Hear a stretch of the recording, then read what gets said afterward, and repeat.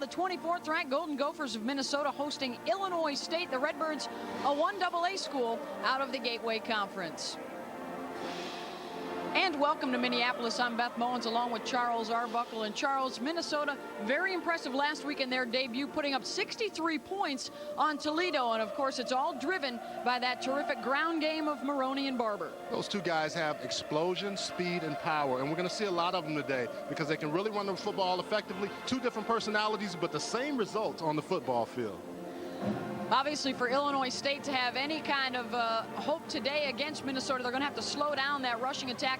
They've got a pretty good guy in the middle that can do that in Boomer Grigsby, the two-time Gateway Conference Defensive Player of the Year. Keep looking at home for number 46, Boomer Grigsby. You're going to say his name a lot because he's going to fly around the football. Led the team in tackles last week. That's a custom. He's accustomed to doing that. He's working up the breaking tackles charts. He wants to get after Galen Scott, the linebacker coach who has all the records set at Illinois State.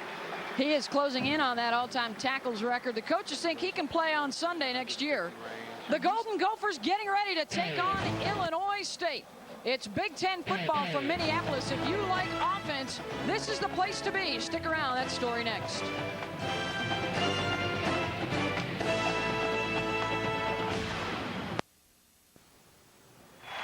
The skyline of Minneapolis from the vantage point of the University of Minnesota campus. An absolutely gorgeous fall afternoon. Perfect for Big Ten football here inside the Metrodome. Illinois State in town to take on the 24th ranked Golden Gophers. And Minnesota fans have been treated, Charles, to some unbelievable offensive performances over the last 13, 14 months. And the numbers that the Golden Gophers have been running up are phenomenal. Well, they really have. I mean, if you look at the total offense from last year and this year, only one game, so you'll say it'll even out. But still, when you have those offensive explosions, and then you look at also scoring offense, they're scoring points. When the Gophers score 40-plus points or more under Mason, they're 20-3, Beth. So that's the kind of thing they want to have. They want to score points. I don't know if they'll stay at 63, but it's awful close if you look at 38.7 in last year. Yeah, those numbers from 2003, top 10 in the country in all those categories. Now, Illinois State, they had a pretty good start to their season as well, beating St. Xavier and putting up over 450 yards of total offense. Average play per game is impressive from Illinois State. You see 7.7. Anytime you run a play, you get 7 yards. The chances are you're going to be doing very well, and they did against St. Xavier last week. And last year against Illinois, they ran up over 500 yards of total offense against a Big Ten opponent. Illinois State getting ready. Some of the Redbird fans in the house, and we're getting close to kickoff. We'll be back to start things off. Big Ten football from Minneapolis right after this.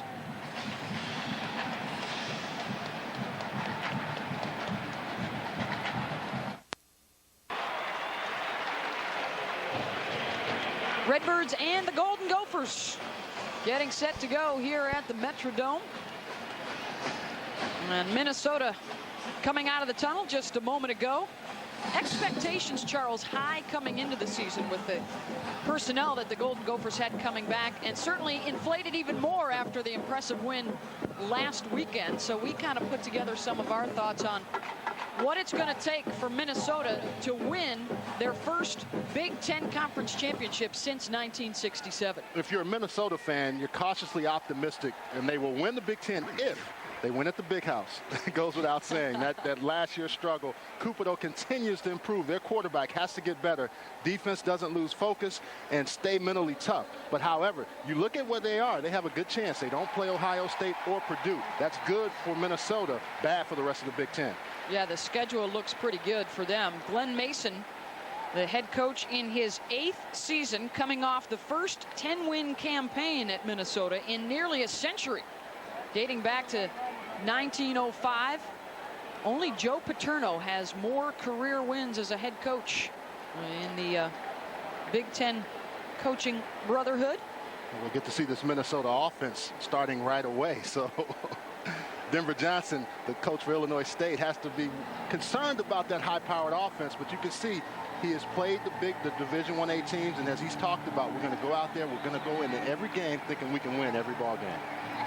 In his 5th season, rather, Denver played in the NFL and was an assistant coach at, among other places, Oklahoma State when Barry Sanders was there. So that's one of the reasons why they have consistently had a good rushing game at Illinois State.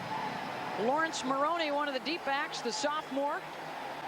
Big Ten Rookie of the Year last year.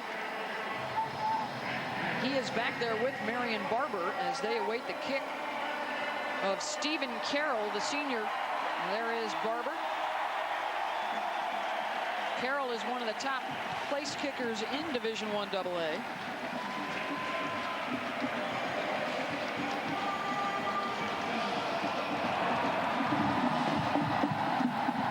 He won't even bother sending it deep to Maroney or Barber. It'll be fielded by an up man across the 45 and out towards midfield. Jason Lamers on the return, and one thing you don't want to give Minnesota is a short field to work with right out of the gate, but I guess they thought that was better than kicking it deep to one of the other two fellas. You don't want to give the fullback a bone either, because he's so used to not running the football but blocking. You see there was a flag on that play. Sure, Lamers is going to be upset because it looks like this is going to come back.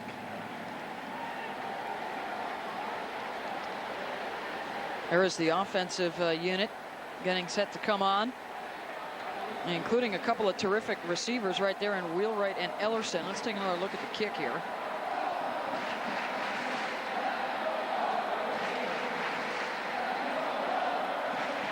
Boy, Lamers had some space there.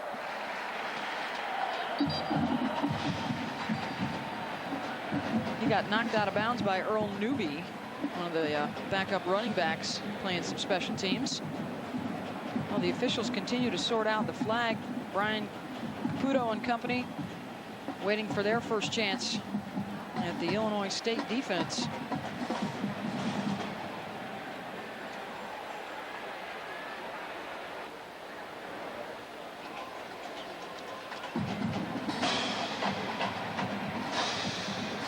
Looks like they're going to talk to the replay officials to get a clarification. The referee has come over to the side, and he's on the headphones right away, so we get the replay right out of the box. Well, that didn't take long.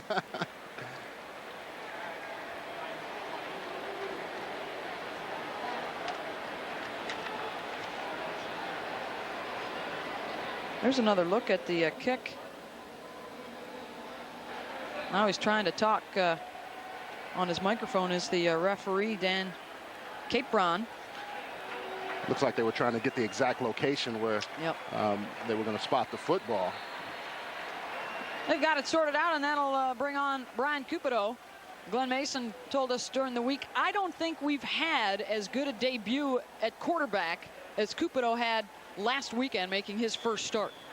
You know, this guy is unbelievable in this offense because he has guys in front of him that make plays for him. He will pitch to Barber, trying to get around the outside, and Marion is taken down behind the line of scrimmage. It seems we've sorted out now. The whistle was blown because we believe that Lamers signaled for a fair catch, so they called him for delay of game, and that's why they're starting out back inside their own 30 as we take a look at the backs and receivers, including Ellison, a very good one. Esslinger, real solid in the middle.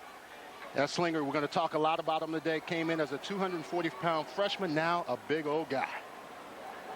Cupido will work out of the shotgun, looking right, throwing that way as well, and it's caught by Jakari Wallace. Evan Allen Gassessa in on the stop. Let's take a look at the defensive unit now for Illinois State. Cressman and Hawkins solid on the ends. We'll see a unique look from the backers and DBs. They really will. They'll walk up both the cornerbacks sometimes and the free safeties, trying to get 8 men in the box. 3rd and 4 now from the 35. Cupido. Pass across the middle is incomplete. Drop by Jakari Wallace. So that'll bring up a 4th down, and Minnesota only had to punt once all week last week. Well, you better watch Reese Lloyd. And also, too, that first play when they forced Maroney not to get any yardage and actually lost a little bit of yardage, that is what helped them in this drive. And that's you can see Glenn Mason upset right off the bat. Lloyd faked his first punt last week and ran for the first down. He will boot this one away. And it is not a good one from Reese, off the side of his foot and out of bounds. The officials still moving up the field into Minnesota territory. And Illinois State will get it inside the 45. Well, you're so used to running over and moving in this soccer style, rugby style kick. Lloyd very well last week, only one punt for 34 yards, but this week the ball just goes out, doesn't ever have a good kick, and then you give Illinois State good field position. That was only a 10-yard punt from Lloyd. Minnesota uncharacteristically has started out poorly. One penalty right away and then a poor kick right on their first drive. An early opportunity for the Redbirds. Jans Vaughn will hand it off to Demetrius Johnson up the middle. May have picked up one on the carry. Jans Vaughn, the fifth-year senior, finally getting the opportunity to start after watching and suffering through some injuries throughout most of his career. He had a good debut last week, threw for a couple of touchdowns. It's just the second start of his career.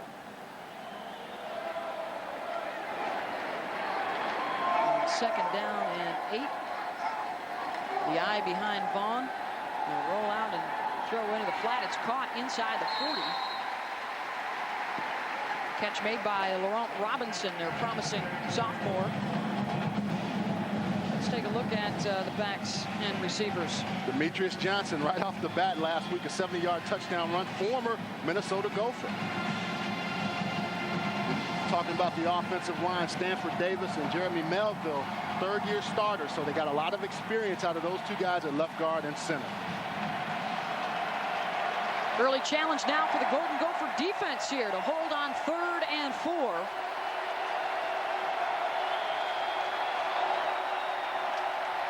Vaughn.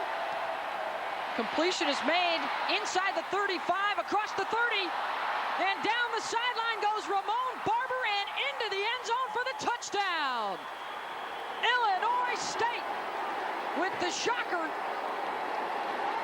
A 38-yard score on 3rd down to grab the early lead. And that is the kind of thing you have to have in a game where you're coming into the opponent's home and you know they're a Big Ten opponent.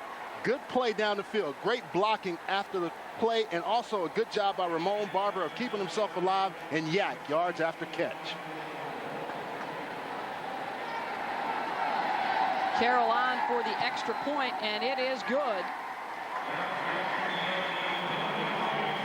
Glenn Mason cannot believe it. Illinois State with the strike.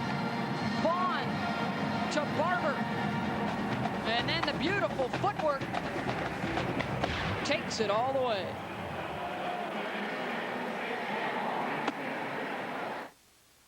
Minute 26 seconds to go, 44 yards, and the touchdown pass from Vaughn to Ramon Barber, the junior from West Palm Beach, Florida. That's how you have to start off. You got to come out 3 plays, 49 yards, and it's 6 points. The PAT makes it 7.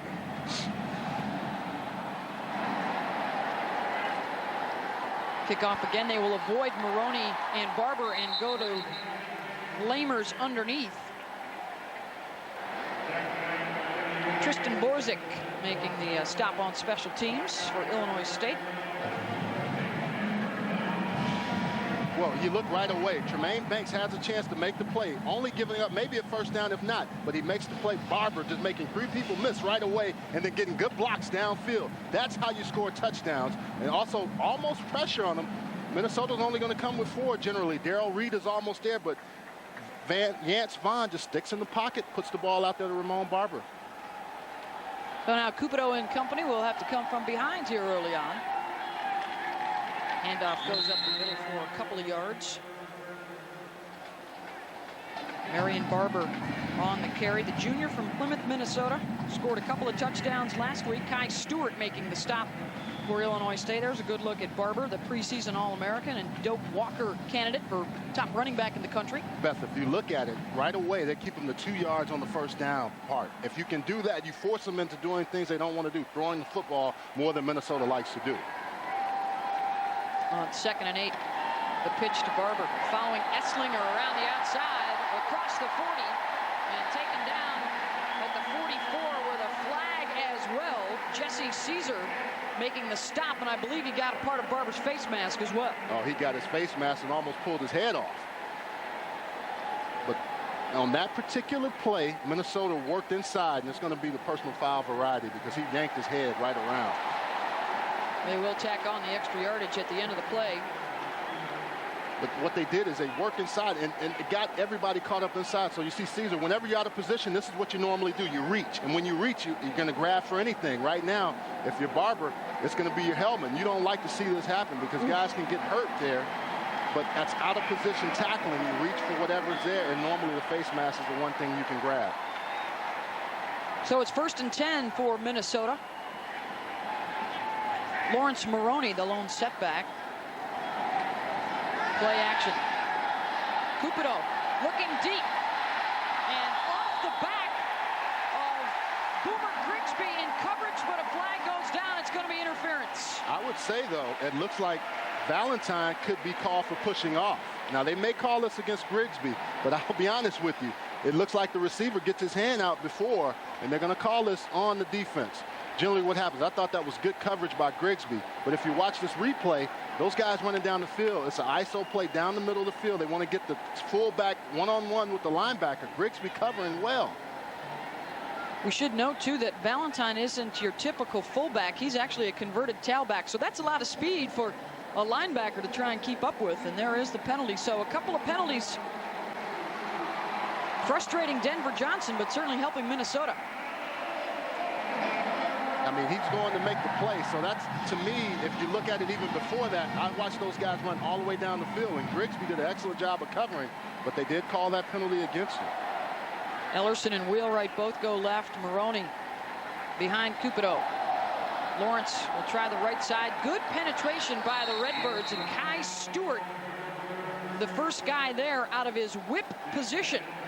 And the Redbirds call on their secondary guys to come up and play a lot of run defense for them. And Stewart is a linebacker at 203 pounds, but he gets in there. He's flashing in, and right away he's on Maroney before he can get going. And if the first guy gets there, look at all those other white jerseys flying around. They want to get 11 to the ball, make it look like it's 13 or 14, which you can't do in tackle football. But they want to give the appearance that Kyle Stewart will start it, and then everybody else will follow. They've almost got guys that are sort of hybrid, part safety and part linebacker back there. On 2nd and 13, Cupido will work out of the shotgun, and the pass batted down at the line of scrimmage. Josh Crestman. You know, right away, Beth, it seems like Minnesota's just kind of going through the motions. You talk about playing, you got an injury right away. So many times you see this happening. You don't account for these block passes, and you don't account for them. Jared Thomas, you say, well, what happened on 2nd down? Well, a great play. You put them in 3rd and long now. They lose yardage on the first play, and it seems like right now Illinois State is playing with more intensity than Minnesota. That was Ryan Melander who hobbled off the field. So now 3rd and 13, and a flag on the far side of the field. At the left tackle, moving back. Ainsley creeping back before the play starts.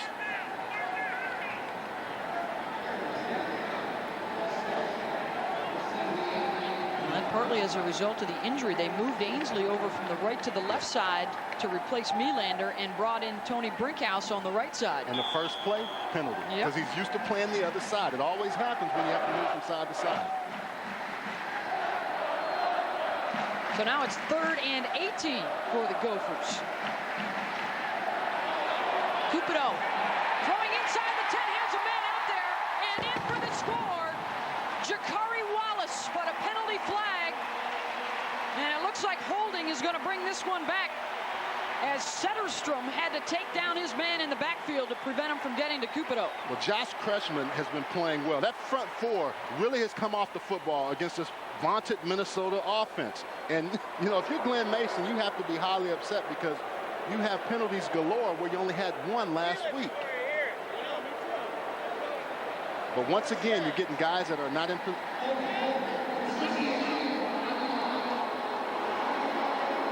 Of course, new to college football this year, they are announcing the numbers of the guys that commit the infractions, and that was Setterstrom. You'll see it. And you can see you can't hold, and you have to. That was an excellent job. And we talk about how well Cupido can throw the deep ball, but you get 8 men in the box, you're going to have some open areas in the secondary. Well, they were set up at the 31-yard line. Now they're back out around the 44. Cupido throws it and nearly picked off at the 8-yard line.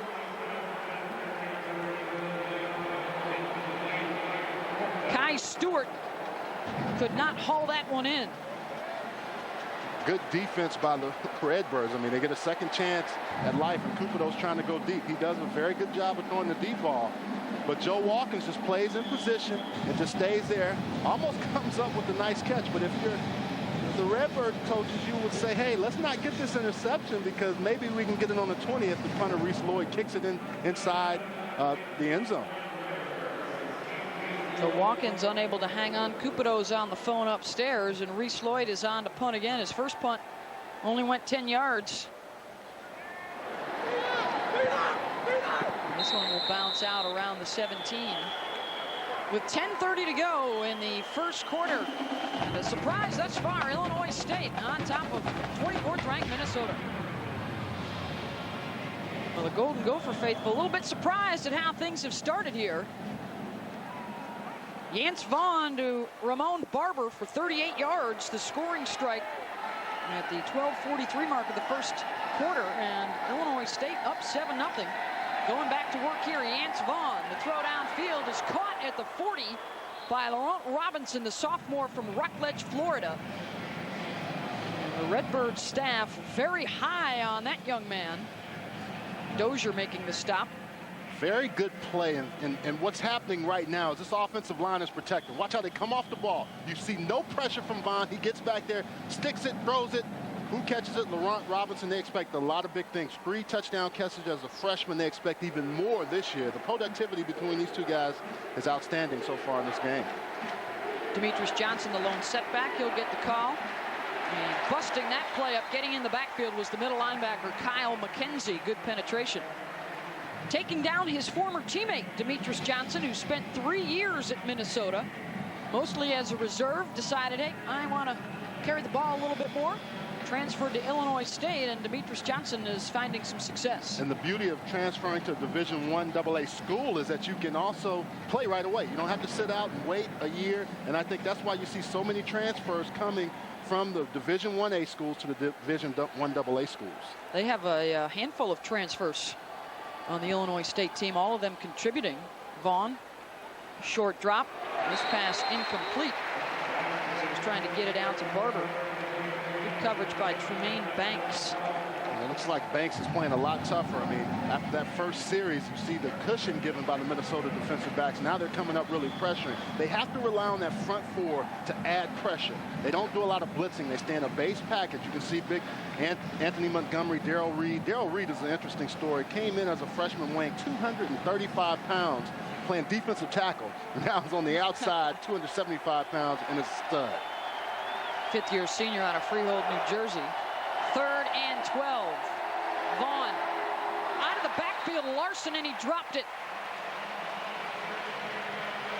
Saw that first down marker and forgot to hang on. You got to catch the ball first before you can run with it. And you're going to see Darrell Reed, we talked about him, Pestek getting the start today. And look at that, just rip move. You're getting the pressure on him. You want to get that outside guy so they can force the quarterback to step up. Really doesn't have to worry about it because he's going to the tight end or H-back.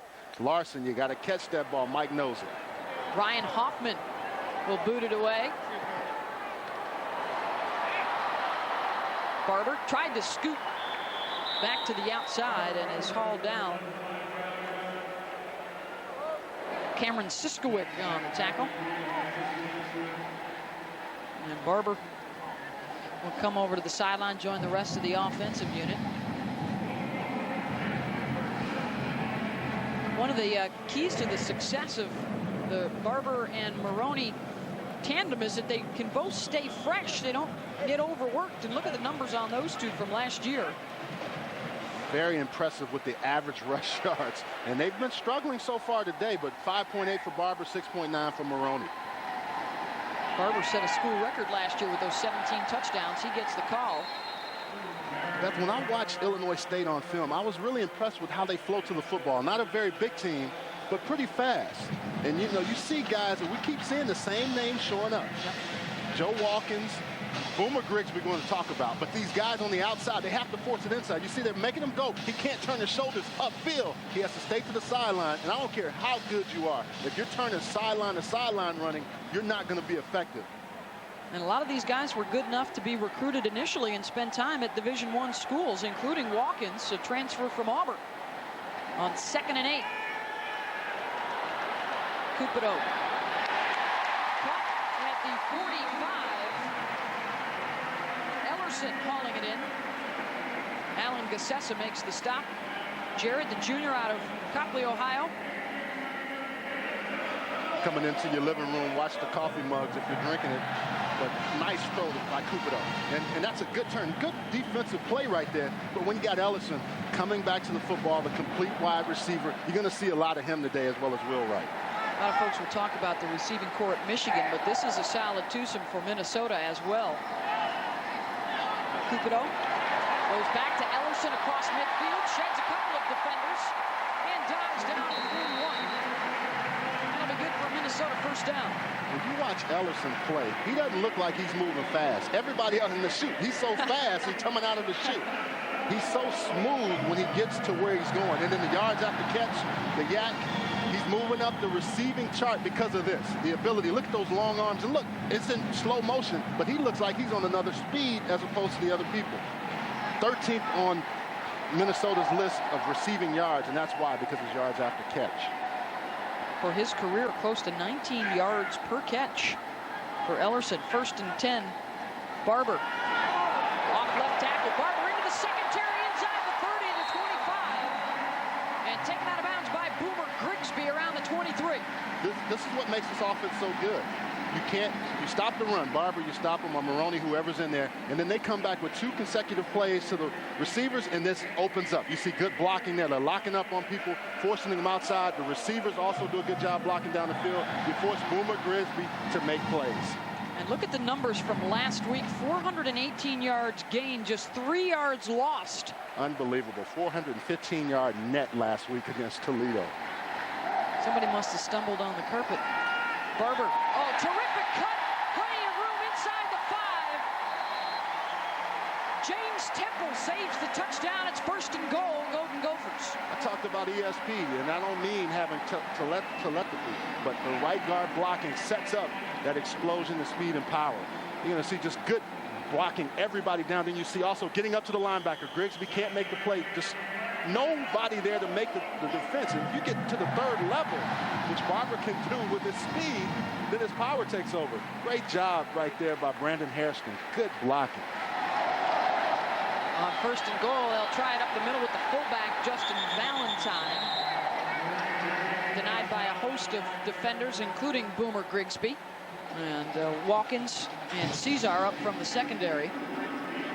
And this is where you get into a situation where you have the defensive front, or these guys are going to play. They're going to play. A lot of people get hit right there by Grigsby. But the key question to it is, how long can they sustain that? Because Minnesota is a much bigger team, and if they have to stay on the field too long, it's not going to bode well late in the game. 2nd and goal. Cupido rolling to the right, firing for the touchdown. Jared Ellerson. Very good play back in there. The reason why is because Cupido could have thrown that ball sooner. Ellison was open, but he waited. He waited till he found an open window to throw it into. And when he saw Ellison get past the last defender, he fired the ball in there. This is all set up by the running of Barber Maroney. And then you see no pressure there, and he waits, and then the last second he throws it right when he gets outside of the defender. Good throw and catch by those 2 guys. Extra point is good from Lloyd to tie it up at 7 apiece. 6:27 to go in the 1st quarter. First touchdown of the season for Jared Ellison. 2 yards from Brian Cupido.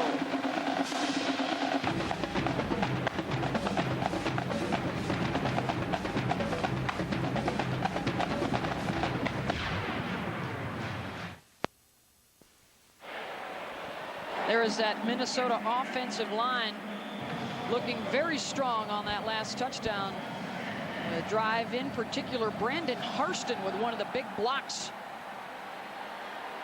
There's a good look at Harston. Oh, they put down Johnson right at the 15-yard line. Terrence Campbell was the first man there. Not only did he take out the wedge guy, but he hit him so far back that it knocked him. It just discombobulated everything. Ellerson got the touchdown. Barber did a lot of the work on the ground. But back to Harston. He's a converted D lineman. Make Papa proud on that one. His dad Mike played with the Chicago Bears in the NFL. That offensive line so integral to their success. We'll talk a lot about them today. That's a nice little mean streak to him, and you can see that on that particular drive, really getting after it. 1st and 10 for the Redbirds from the 16-yard line. Yance Vaughn, 3-step drop, the pump fake, looking deep, and incomplete across midfield, intended for Robinson. Banks had the coverage. That's what we were talking about with the transfers, and obviously on the right-hand side, some pretty impressive names that these guys have transferred from. You look at Pierre Jackson, who's here at Minnesota, now moved to cornerback just a week ago. But look at the long list of players. Joe Walker, said his name quite a bit. Brian Thompson, a running back out of Iowa State.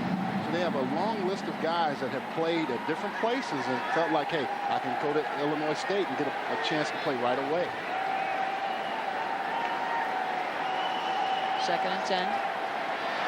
Vaughn will try to go over the top again.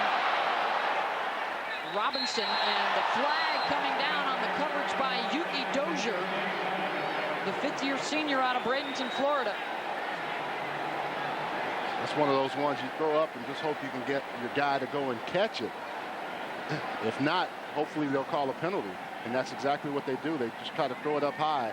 Yuki Dozier, if he keeps turning around and goes after the football, may not be a penalty on him, but he's locked up in there with the receiver.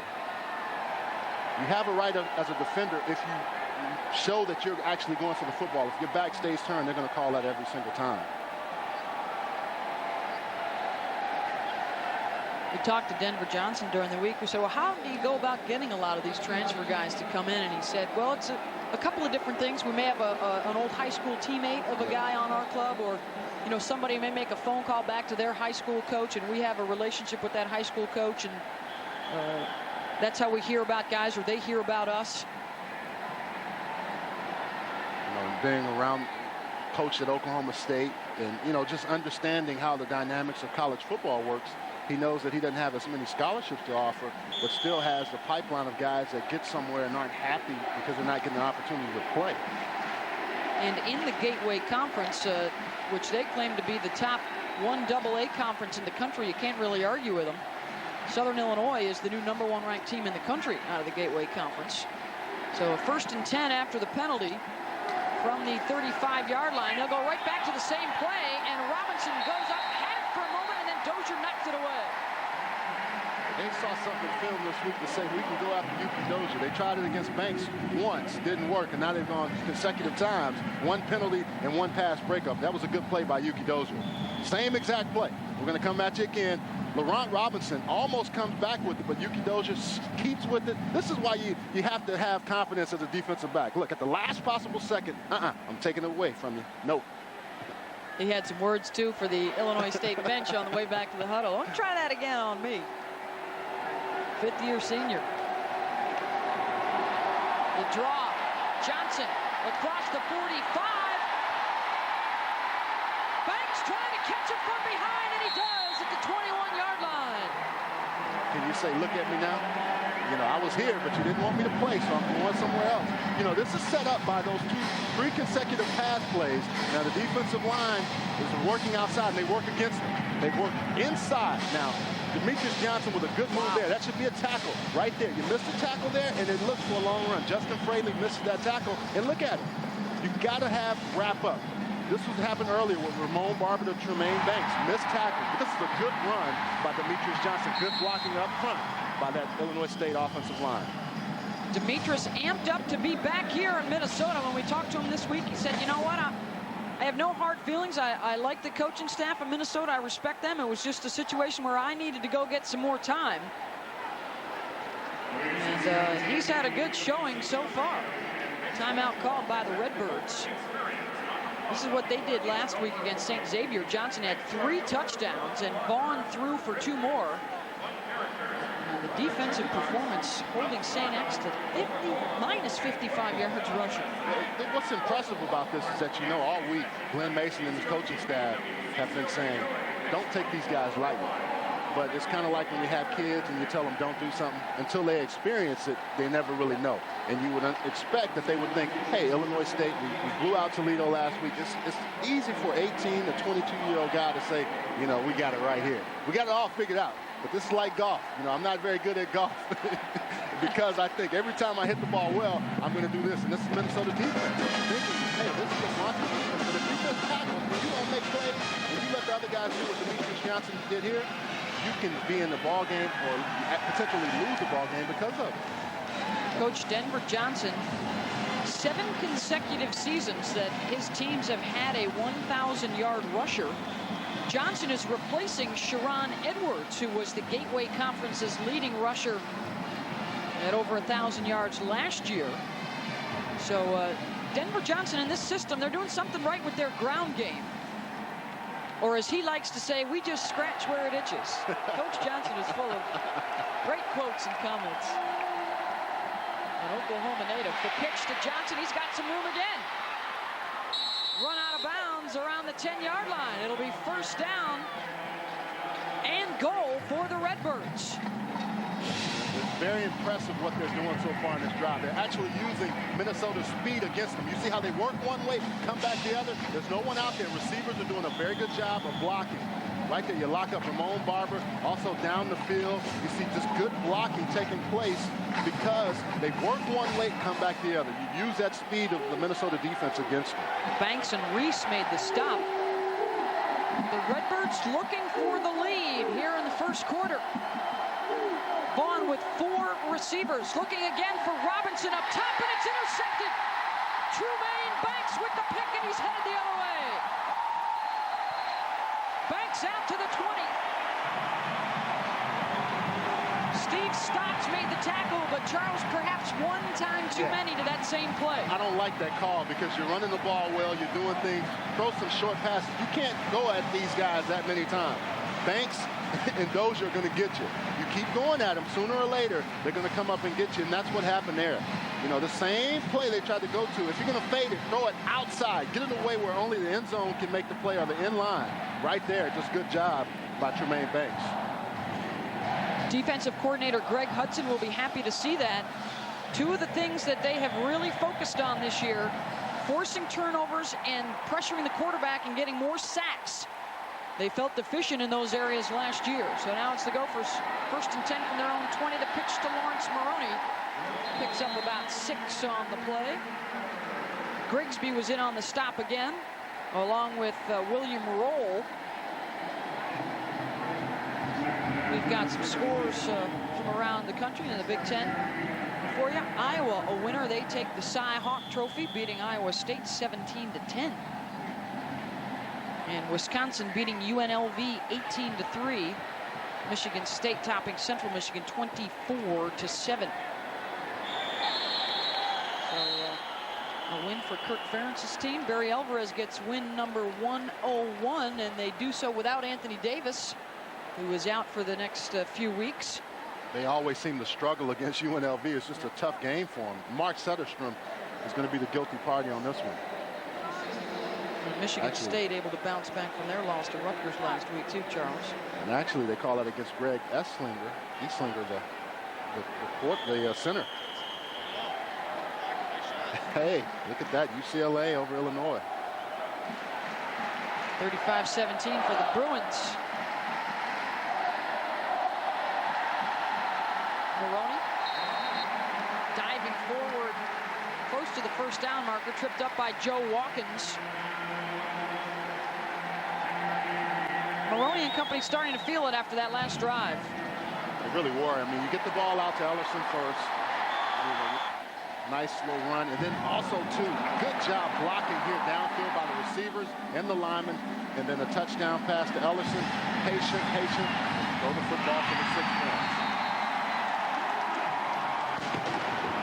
Now on 3rd and short. Cupido will give to Maroney, and Lawrence has the first down. Out to the 31. Under 4 minutes to go in the first quarter. Illinois State scoring first, Minnesota answering, and then the Redbirds on the verge of another touchdown. And the interception at the goal line by Trumaine Banks, getting the ball back for Minnesota. And Beth, that could be a big swing for Illinois State, because you look at it, you have an opportunity, put the ball in, get some points of some sort, and you come away with nothing. Brian Cupido's going to call a timeout here.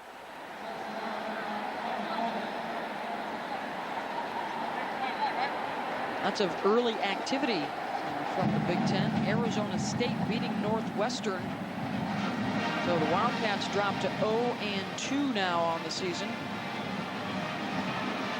And wow, Kyle Orton and Taylor Stubblefield in the gang putting up some big numbers. That's their 2nd consecutive game with over 50 points. As they rip Ball State. We talked about Purdue earlier. You know, one of those schools like Minnesota, where they have the opportunity because of their offenses that's going to keep them in ball games. Now, how well they play in Big Ten play. You can see Michigan over Notre Dame, 3-0 there up in South Bend. Ohio State with the early score on Marshall to go up 7-0. Yeah, Purdue is at Illinois in a couple of weeks, and then they have back-to-back trips to Notre Dame and Penn State before getting into the thick of their Big Ten schedule, which includes games at home against Michigan and Ohio State. So a lot of fans around the Big Ten with high hopes for success. The Big Ten, the problem is so many of these teams beat up each other by the end of the season. Yeah. They're all worn out because it's a big matchup every single week. On 1st and 10, Ellerson is in motion. Play action from Cupido. Looking deep for Wheelwright, has him out there, just overthrown inside the 30. Pierre Jackson, the Minnesota transfer, was back there on the coverage. Pierre Jackson, the former wide receiver, moved him over to cornerback. You're going to see him play quite a bit because Antoine Oliver, who got nicked up a couple of weeks, well, last week, bruised ribs, is not going to be able to. They thought he could play this week, couldn't come back, so they moved Pierre Jackson over, and they're anticipating some good things out of him at the cornerback spot. If I may quote Denver Johnson again, they've had buzzard luck with some of their freakish injuries, particularly in the secondary, where they've lost 3 potential starters for at least the next couple of weeks. Cupido almost stumbled trying to get it to Maroney, and good penetration into the secondary. William Roll. If you saw that Miami-Florida State game last night, or if you're a football fan in general, you'll recognize that surname, the Roll family, the extended family. Just good. A lot of talent. Yeah, it is, and just good penetration. And that's the other thing. You talk about the guys out of Florida. They bring speed a lot of times to the table. Immokalee, Florida, where Edgerrin James is from, his brother and cousin have both played at the Illinois State program, so they're getting that Florida connection to Illinois State. Yeah, Williams' cousin Antrell was big for the Miami defense last night, and another cousin Samari is in the NFL with the Titans. Flag on the play here, 2:51 to go in the first. There's movement up front for Minnesota. This is one thing you don't want to beat yourself, and that's one of the things with Glenn Mason coach teams that are very good at not beating themselves. He has to be just livid with the amount of penalties and mistakes they're making. I mean, this is not characteristic of a Minnesota team where they come out and make this many mistakes this early in the ball game. Well, that'll set them back. They've had several occasions here of 3rd and long. This will be 3rd and 18. From the 24, they've got to get out to the 42-yard line for the first down. Cupido forced out, and the pass incomplete. Good coverage out there again by Jackson and Roll on Ernie Wheelwright. Mitch Browning, the offensive coordinator, was saying that, you know, he's anticipating a lot of teams to come and blitz you, but you're not going to see Illinois State do a whole lot of blitzing. They're going to rely on their front four and then play 8 men in the box and challenge you to throw against them. Now, with this offense, you have to be careful, but so far they've done a pretty good job of holding this vaunted Minnesota offense in check. So on 4th and 18, Lloyd will punt it away. Kyle Hill is back deep. And he will take it at the 36 and is immediately brought down. Good coverage back there by Amir Penix. Well, the penalties definitely hurting Minnesota. Just one last week. They have had 5 already here in the first quarter.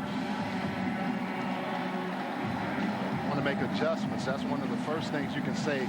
Penalties and missed tackles and just really lethargic play that they really had. Look at last week. Prime example. 1 penalty, 0 turnovers. They haven't had any of those yet, but a touchdown on the first 6 possessions. And today they've had to punt more than they would have liked, I'm sure. Yeah, Lloyd's already punted 3 times today. Vaughn looking for Robinson, obviously his favorite target out near the 40. Coverage by Yuki Dozier. On the goal line that last time, those were the kind of passes that I anticipated them throwing. Those quick slants where you use that leverage that the Minnesota defenders are going to play you outside, and you can get inside. It's a safer throw. Justin Fuente, the offensive coordinator, real high on Laurent. Says he picks things up so quickly. He's such an intelligent young man. They only have to show him things once, and he grabs hold of it. Barber's in motion here on 2nd and 6. They will roll out Vaughn. He's got some blockers in front of him, and he'll run out of bounds just shy of the first down mark. Actually, may have picked it up across the 47. Good play by Vaughn. He struggled with some hamstring injuries, and that's been the reason why. He's been in the system for a while, but really couldn't get healthy, and that's the one knock on him. But this year, they say he's really worked with the strength and conditioning coach in the offseason, really worked on trying to get those hamstrings stronger and more flexible so he could play a full season. Sometimes, Charles, those new quarterbacks, it takes a while for the rest of the team to get behind them and get believing in them. The coaching staff was telling us everybody is rooting for Vaughn because they've seen him struggle and work so hard throughout the course of his career for this opportunity. They are unified behind him and have been so since the first day of practice. As Johnson was bottled up, they have lost one on the play. Brandon Owens, a free safety who has bumped up and moved into one of the linebacker spots. A sophomore from Delray Beach who played last year as a true freshman.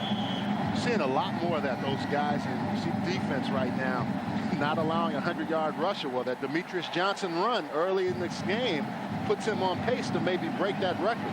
But when you see a lot more of these free safety, strong safety types that are moving down the linebacker, because in the league at 225, 230, that's not too small.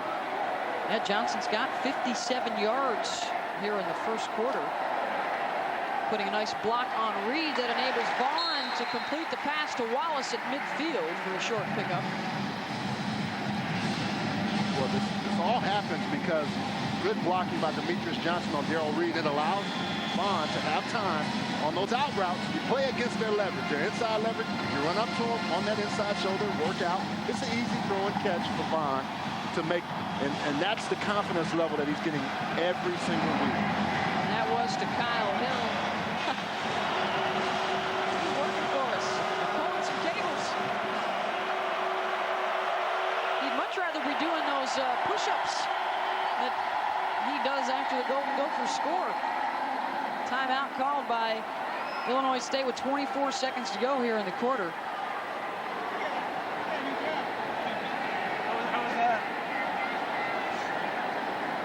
We've been watching Brian Cupido at quarterback today for Minnesota. His first year as a starter. That's one of the storylines around the Big Ten Conference. Some of the numbers that the new guys put up in the first week. A lot of 2-touchdown performances for that group. And Michigan's Chad Henne is getting the start again today against Notre Dame, the true freshman. Well, you got to figure, if you're Chad Henne or Brian Cupido, the receiving core that you have, and then also some of these other schools, Iowa with Drew Tate, you figure they have guys that can make plays. So even if they're young and you just take your time and don't try to do too much and don't outthink yourself, I mean, that is what's going to help you be good when the Big Ten season starts, and maybe even great if you just do what you're supposed to do. Let's go back to last weekend and the play of Brian Cupido in the win against Toledo. And his passing efficiency numbers were off the charts. He showed the ability with the deep ball. I mean, that was what's so impressive. Hitting guys in stride and then really commanding the offense, running play action passing, good ball handling ability to get the ball down the field. What makes this pro right here work, he works outside and comes back to that seam route to the tight end. And those are the kind of plays you have to have if you're going to win Big Ten ball games.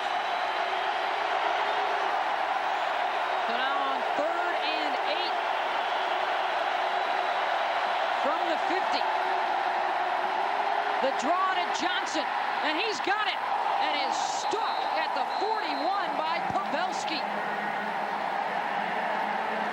Wow.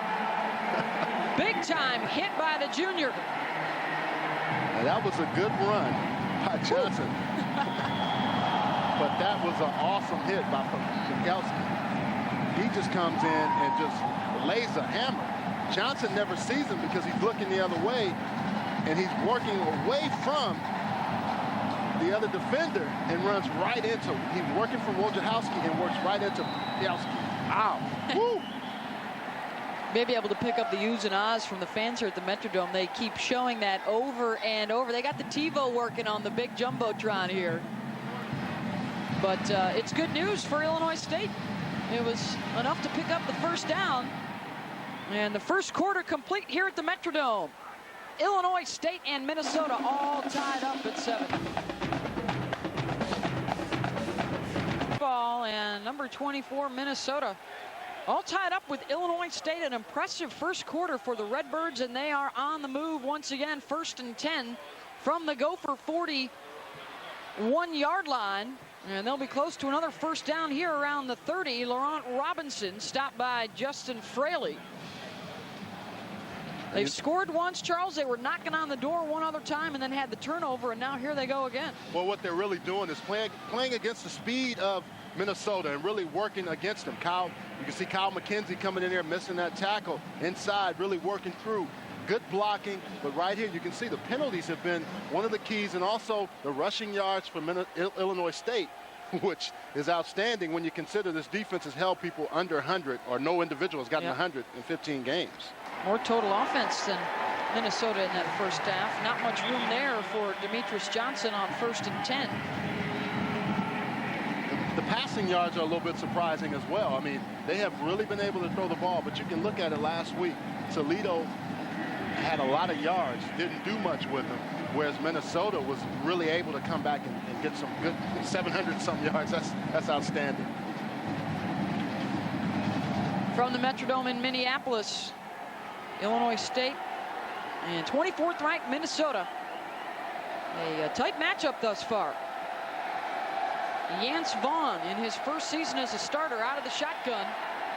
He'll drop it off to Johnson. Scoots to the outside and run out of bounds around the 20-yard line. Pavelski pushed him out of bounds. And Illinois State close to another first down. And all they're really doing is just working against Minnesota where they want to. Darrell Reed, you're going to see Johnson work on Reed and just work outside. Vacate an area, pick up an area. And then you see good blocking out front by Steve Stotts. And that's what's the key. Stafford Davis going outside also. The big lineman working down the field. Now they're going to call that back because of a penalty. But there's going to be a holding penalty on Illinois State. Steve Stotts, spot of the foul. He was out in front. Repeat. Gets a hold of the jersey. But those are the kind of plays that you have to continue to do. You have to manufacture those kind of plays. Even if you come back with penalties, keep attacking instead of being passive and letting them attack you. That'll bring the ball back out to the 34-yard line, 2nd and 14. Vaughn. Larson is the H-back. Johnson coming out of the backfield. The pass caught by Barber, tries to juke Dozier, and is wrapped up around the ankles by Justin Fraley right around the 30. To get back to the original line of scrimmage. Barber has shown a good ability to do some things with yards after catch. He really makes some things happen. As soon as he catches the football, he's always looking for a way out. Always looking for an escape. He may have picked up some valuable information over the summer. Ramon Barber worked out down in Florida with Chris Carter, the former Viking great, and Larry Fitzgerald. the sensation out of the University of Pittsburgh last year. So now on third down, Vaughn rolls out of the pocket, tucks it in, gonna run for it, and dives close to the first down marker. Mike Wojciechowski was there defensively, and it looks like the spot will be short of the first down marker. Well, Mike Larson is out there blocking out in front. He just doesn't have anything, so he works outside, getting around. Now, the Minnesota coaches wanted to hold on Anthony Montgomery, but watch right here. Good look. Well, he gets knocked out of bounds. Wojciechowski is able to knock him down right before he gets to that yellow pylon, or that orange pylon. Good stick by the former walk-on. And Illinois State will go for it on 4th and 1. And now Minnesota will call a timeout. So big decision here in the early moments of the second quarter for Denver Johnson, going for it on 4th down. We'll be back after this.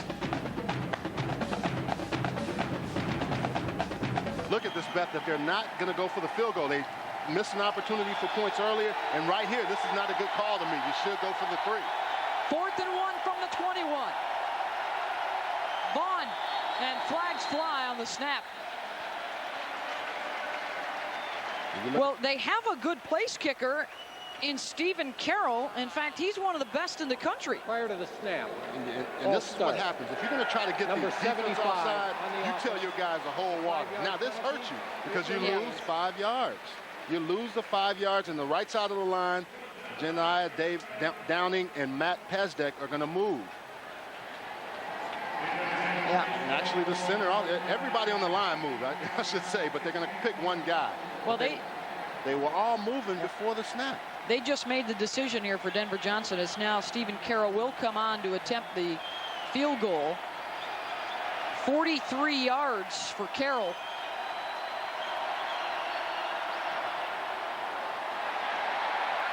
And it is no good. Wide to the right. Illinois State comes up empty again. And we're still tied at 7.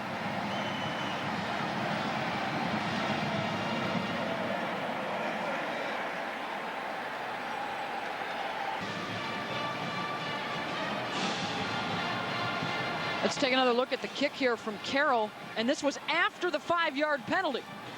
Well, you can see getting in there, getting those big paws up. Eric Clark looks like he may have even affected it. Yeah. But once again, even still, 5 yards makes a big difference. So now it's 1st and 10 Golden Gophers. The pitch will go to Marion Barber. And he just muscles his way out to the 30. Boomer Grigsby lowering the boom, the senior out of Canton, Illinois, the most decorated player in Illinois State history. A 2-time All-American.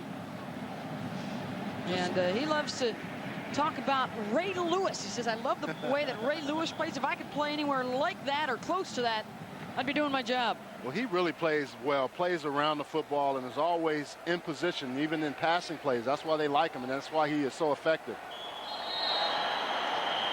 Contact across the line by Jarek Thomas. And the redshirt freshman will quickly be pulled out for a discussion with the coaching staff. And let's see if Vance Weiss goes and adds a few words for him, the O-line coordinator. And Ron Lambert is getting on him right away. Or the D-line coordinator, sorry, Ron Lambert, yep. Number 94 on the defense. It's a 5-yard penalty, and it remains 2nd down. Oh, man. Well, Chris Patton, the defensive line coach, has some words. You know, that's the thing. When you get in trouble, everybody gets on you. First off, your teammates. Watch the teammates look at him. God, doggone it. You can't do that. Then when he runs off on the sideline, the coaches get on him. Then he has to sit there and nobody talks to him. That's not fair. 2nd and 1 now from the 35. Barber is the lone setback. He's got the first down out across the 40. Grigsby again pushes him out. Got some help coming up from the secondary as well. Alex Fillin. That was a good thing there. Maroney goes over to Grigsby and pats him on the back. That's one of the things, signs to show of, hey, I respect how you play the game. Check back in with the Fighting Irish and the Wolverines. Michigan up 6-zip in the second quarter. And Ohio State up a touchdown on Marshall. The Buckeyes and the Wolverines, the two teams out of the Big Ten ranked in the top 10 this week. Cupido, Heat coming from behind, ball knocked loose. Brent Hawkins leading the charge. Good play off the corner. I mean, just coming around there, making that play. You know, those are the kind of things you have to see out of these young guys. And you get off the snap and you beat your man, and then you just attack the quarterback. Good job of getting after the rock, making it come out. Now, doesn't have a chance to get to it, but just good beating his man off the line of scrimmage. That's just Ryan Belander, who's a very good defensive player, just allowing Brent Hawkins to come around that corner and just make the play. Mark Setterstrom jumped on the loose ball. 2nd and long. Cupido almost intercepted. Stepping into the passing lane was Nick Passarelli, who had 4 tackles and a sack last week, the debut for the true freshman out of Naperville, Illinois. Ron Lambert said we may play 22 different guys, maybe even more, because we have to stay fresh. And you can see Pasquarelli, the backup rover, in that position. We talk about walking up inside the numbers, inside of that box area, tackle to tackle. He's able to work outside, make a nice pass breakup. One of their main goals today, stop the run to make Minnesota throw the ball, and their pass defense has been solid thus far, but wide open as I say that. At the ISU 45 is Jakari Wallace, and very close to the first down marker, and they will move the sticks, so a big gain on 3rd and long. Jakari Wallace had a big play earlier that was called back, but he has a chance to come back and make another one. Big 3rd down catch. You know, when you have that opportunity, the middle of the field is going to be open if they're bringing all that pressure.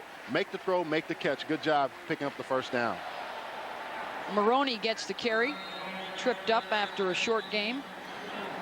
And Beth, it just doesn't look like Minnesota has ever gotten into a comfortable rhythm, either on offense or defense. It's just like they're uncomfortable, like sleeping in a hotel bed that's just not your own. It seems like these guys just aren't quite able to get comfortable, and you can relate to that as well as I can from last night. Robert Taylor on the stop. They are really high on this youngster, a high school parade All-American. Shot the gap on that one to shut down Maroney. They'll try again going to the left side. Good blocking in front of Lawrence. And he is inside the 35-yard line. Again, it was Esslinger, the pulling center, leading the way. And he does a very good job of this. Maroney looks like he's a little bit shaken up. But Esslinger, we talked about him in the open. The ability to come in as a 240-pound guy, came to camp, and nobody really recruited him that heavily. And you're going to see big 61. It's hard for centers to move all that mass. At 295 pounds, boom, good cut down, blocking out front. Let's give Ernie Wheelwright some credit, too, for creating that space, that big lane for Maroney to run through. The co-offensive coordinator, Mitch Browning, a lot of praise for the wide receivers in their blocking. As Barber is cut down by Joe Watkins at about the 25. You know, I like the fact, though, we talked about being uncomfortable and not in rhythm. It's not because they're not trying to. Illinois State is putting them, making them uncomfortable. This is a nice play here by Barber, of getting over the top and then just leaping and taking the hit and coming down still in stride. Barber now 9 rushes for 71 yards here in the first half. He'll get the call again. He'll add to that total and more. Inside the 10, down the sideline. And run out of bounds at the 5 by Boomer Grigsby. 1st and goal, Golden Gophers. Talk about, you just see him jumping over people and then running by people, stiff arming, just nice ability. And what I think happens too when you see Maroney and Barber play, they help each other out because one's on the sideline thinking, okay, if I have this situation, this is what I'm going to do. And the other one says, well, if I have this situation, this is what I'm going to do. And I don't think they compete, but it is a healthy competition when you have 2 very good, solid running backs. 1st and goal from the 5. Barber takes it up the middle and scores. Touchdown, Minnesota.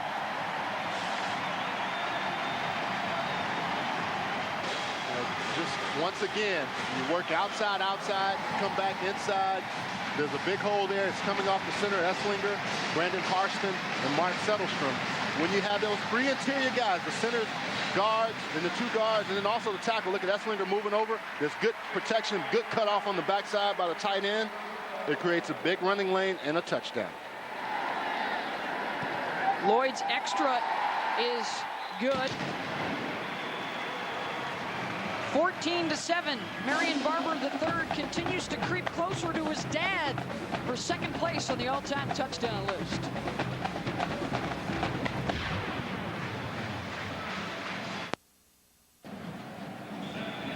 Minnesota on top for the first time this afternoon, leading Illinois State 14-7 after the impressive scoring drive capped off by the Barber touchdown.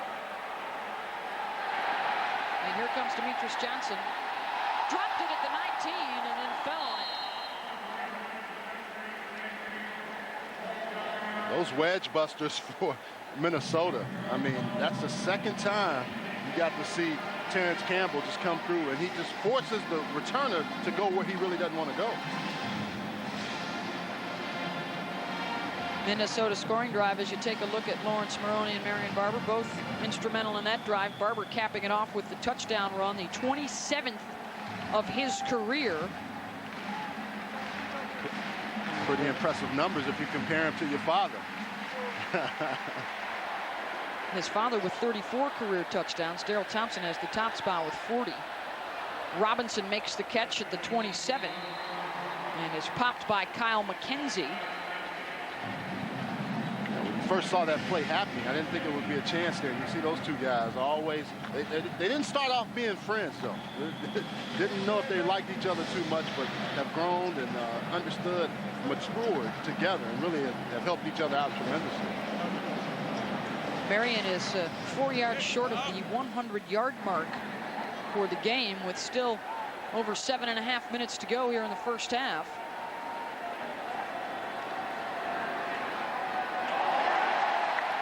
Again, it's McKenzie in on the hit. Well, when you have a brother that's played in the league and then an uncle that's played in the league, Reggie McKenzie, from the old electric company with the Buffalo Bills, I mean, he knows how to play football. They move him from outside to inside, so he's still learning the new position where they're coming at you from all angles. But they like how he plays the game of football, the coaches. Taking over for Ben West in the middle.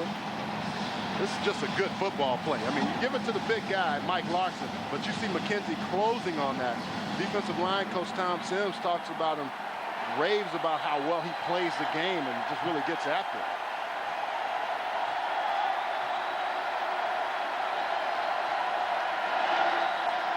Vaughn incomplete on the throw at 3rd and short.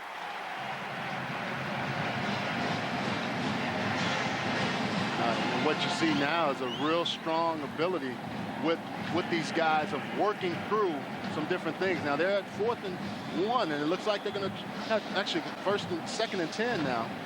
Yeah, they changed the. They didn't catch up on the scoreboard with the down and distance. But what's happening, Minnesota's playing a lot tougher, a lot closer, and you can see the defense now hyped up by that score that they had on that last drive for the offense. So it is 2nd and 10 from the 29.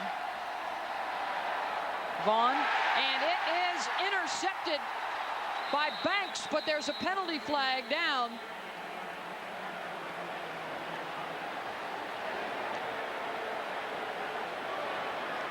The officials will quickly huddle to talk it over. Looks like it's going to be in the variety of the defense. Let's let them make that call. It was a good interception, though. Good catch by Banks. He was involved in a real heated battle for the starting job, a freshman All-American a year ago, but Jamal Harris came in and was really pushing Trumaine for the starting job. And Banks used experience as his biggest ally, the coaches were telling us. By the defense. And played much better in the fall than he did in the spring. And the penalty will go against Minnesota, and it will take away the interception.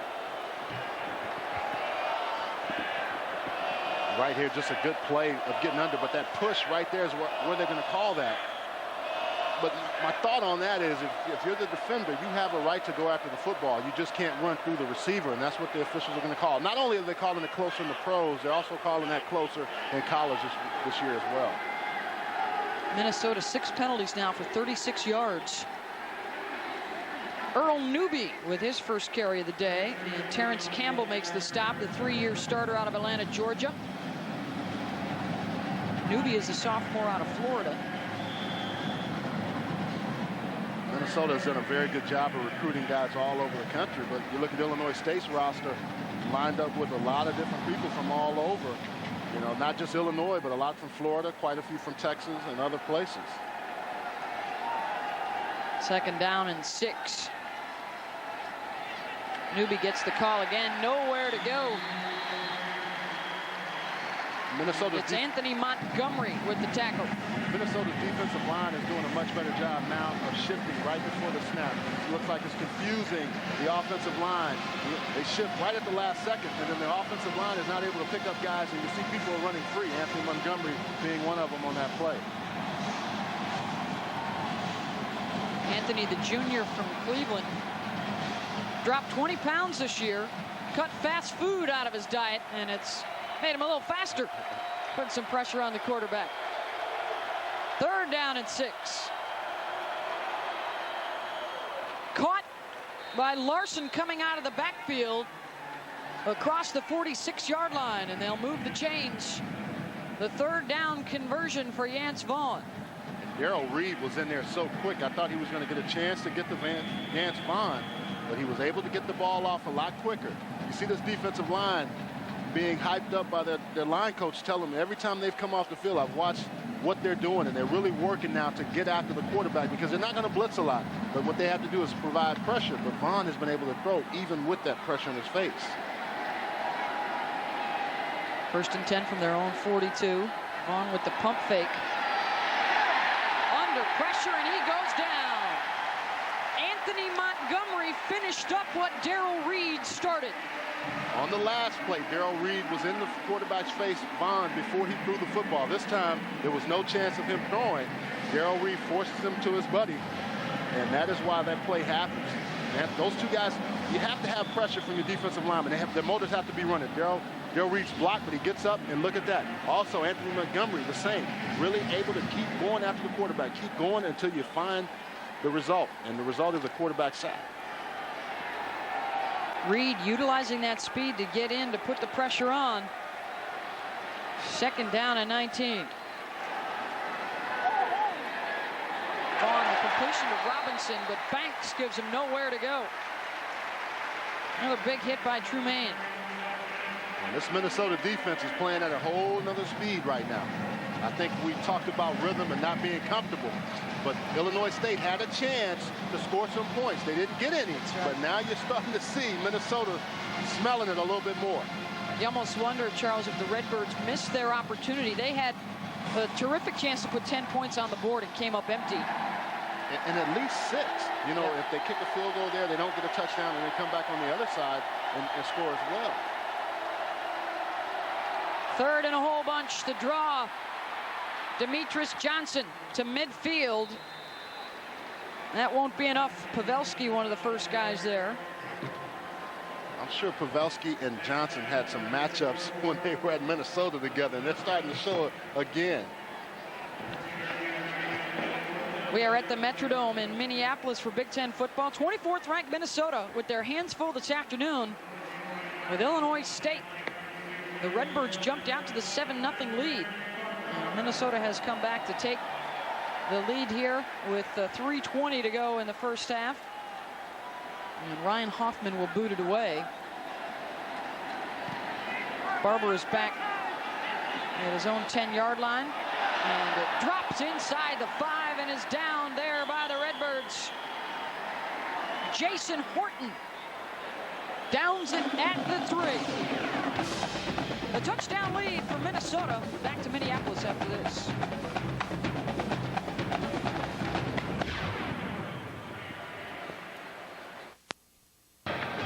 Minnesota leading Illinois State 14-7. Greg Hudson in that defensive unit looking for more sacks. They got one today. Looking for more turnovers. They got one today. The Banks interception right at the goal line. And did an effective job at shutting down Illinois State on their last possession. And now the Golden Gopher offense with a long way to go, starting inside their 5-yard line. Cupido throwing out of the end zone. Going deep, Ellerson trying to run on. And the coverage was there from Joe Watkins. Pretty impressive how Cupido can throw the deep ball, but that's a good defense by Watkins of just running back, staying the furthest back. Now he forces Ellerson not to be able to stay on that train track to run and go get to the ball, but he also looks like he's going after the football. Good no call right there by the officials. The fullback Valentine comes to the sideline, leaving Maroney alone in the backfield. Morris with 33 yards so far on the day. Good cutback by Maroney to get across the 5. Bang tackled there once again. Boomer Grigsby at the bottom of the deck with Jesse Caesar. Kyle Stewart was the first guy in there, redshirt freshman at Nashville, Tennessee. He's a little bit shaken up, but he has been in the backfield almost every single play, just rushing in. Now they're bringing William Roll in, and Grigsby is there to clean it up. Once again, undersized group, but very quick and physical and get after it. Playing with some toughness today, even though they're outsized against the Golden Gophers. The 1AA school up against Minnesota. Bobbled. Did Grigsby get the interception? And the official says no, it was down on the ground. I think the speed factor, though, for Illinois State has probably surprised Minnesota a little bit, because every time they think they're out in the open, it's right here. I mean, the ball pops out and Grigsby's trying to go after it. Clearly the ball is on the ground. Doesn't get to it, but Anthony Philin with a nice big stick to knock Jakari Wallace away from the football. There's Galen Scott. Or check that. Ron Lambert. Reese Lloyd out of his own end zone to Kyle Hill, chasing him back to his own 41-yard line. And Hill barely gets across the 45.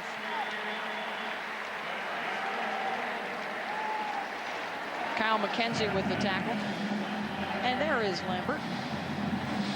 Got to be happy with how his defense is playing. You know, I mean, you would think that, and Antoine Oliver just walked by the picture at the low part of the screen as well, the safety that they want to have in there. But Lambert said, hey, got to play well. We just need to play our game and don't worry about who we're playing against. In Minnesota, they put on their pants like we do.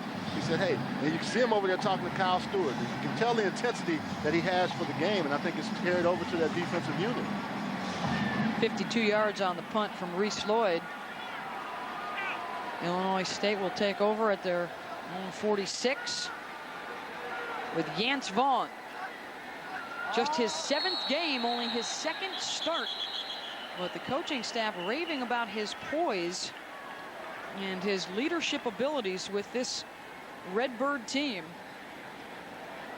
And Denver Johnson, first and foremost, hoping that he can keep Vaughn healthy this year, as there was movement on the offensive line. Yance has struggled with injuries throughout his career. It remains first down. His dad was a terrific quarterback, terrific All-American, I should say, at Oklahoma. Played with the New York Giants for a while.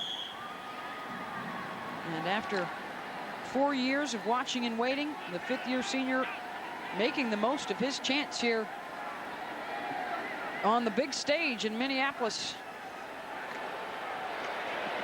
Vaughn will dump it off to Johnson. He's got a lot of room close to midfield. Justin Fraley and Terrence Campbell. We've been calling out Campbell's name quite a bit. Got to be in a hurry-up mode now with 1 minute and 40 seconds, but they're really trying to get some things going, positive yards. But like you said earlier, points should be on the board for Illinois State. They didn't capitalize on 2 opportunities. Had a pass picked off on the goal line, and then Carroll missed the 43-yarder. All alone, up the middle is Larson, inside the 25, and Illinois State keeps the chains moving. 1:23 to go in the half. Larson comes out of the backfield. He plays H-back, he plays fullback, he plays tight end. They've been trying to set this one up all day in that cover 2 look. Get him down the field. You can see he's wide open. A very good utility player because he's so effective in all phases of the game. Vaughn's pass deflected at the line of scrimmage. He was looking for Robinson, but Eric Clark got a paw up there on it. if you're Minnesota's defense, you have to be worried because you've given up quite a bit of yards, not only last week, but this week. And you haven't, you know, you look at it, Illinois State has hurt themselves. Toledo was in the same situation. They've been trying to get these guys to understand. You got a lot of people playing a new position, so there's some uncomfort level there. But also, you're just not making the plays when you have an opportunity to make the plays.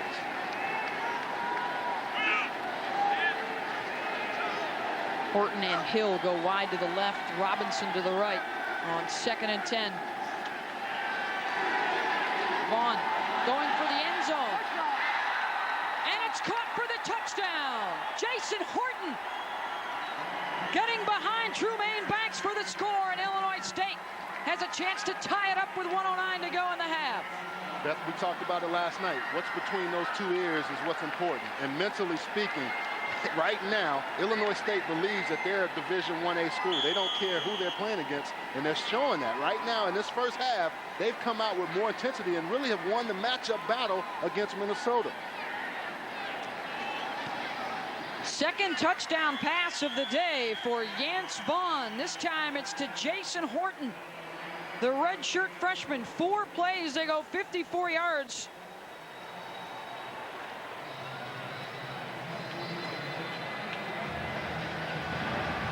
You see right here, just opportunity when pressure is not applied. Good throw by Vaughn.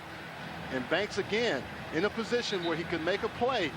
But Vaughn puts the ball here. Instead of throwing that short fade route, he gets it out there. And when Banks looks around, the ball is already on Horton.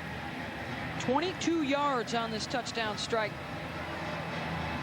Really set up by the nice play by Larson, who's celebrating right there on your screen. You know, big play, but you know, if you're Coach Mason, you have to be real concerned right now with this.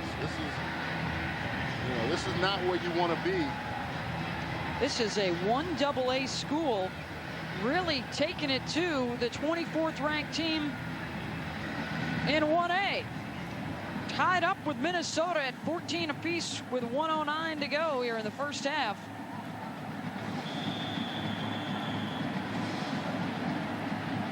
Maroney and Barber are deep to receive the kick from Stephen Carroll. They haven't kicked it deep yet, and they won't do it again here, although Maroney comes up to the 20 to get it. Maroney across the 35, the 40, and taken down at the 42-yard line. Marion Barber just had an outstanding block at the very beginning, which allowed Maroney to cut back to the other side. I mean, that is what you have to see. You see this graphic here, it makes sense. Illinois State is not, I mean, Minnesota is 7-0 all time. They beat Illinois State in 1999. But right now, you're not going to see a 55-7 score because Illinois State just seems to understand we are in a ball game right now. Minnesota does as well. Exactly 1 minute to go in the half. Cupido, the draw. Barber gets out of bounds at midfield. Pickup of about 8 on the play. Stops the clock with 54 seconds. You want to see how your team is going to react. If you're Glenn Mason, you want to say, okay, if these guys are going to respond the way we need them to respond. We know we have a good offense, but not every week is our offense going to be able to put up 63 points. The offensive production has been much better. Their last 4 drives, a couple of scores.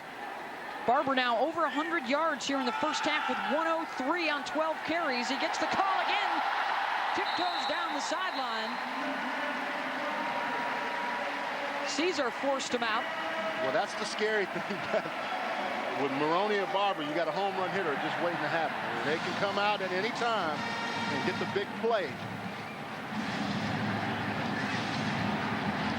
It's good blocking here. Once again, that's Esslinger out front.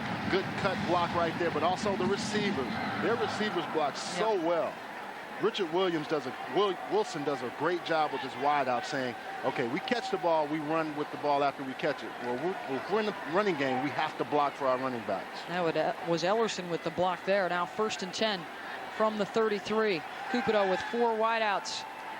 Looking for Ellison. He's got his man for a first down. He steps out of bounds at the 22. Joe Walkins giving him a big cushion there. You know, when you can run after the catch, but not only that, the way he runs the routes. He sets the route up, just takes it outside, comes back, and then when he has a chance, he's already out of bounds, but you can see him looking for, where can I go next?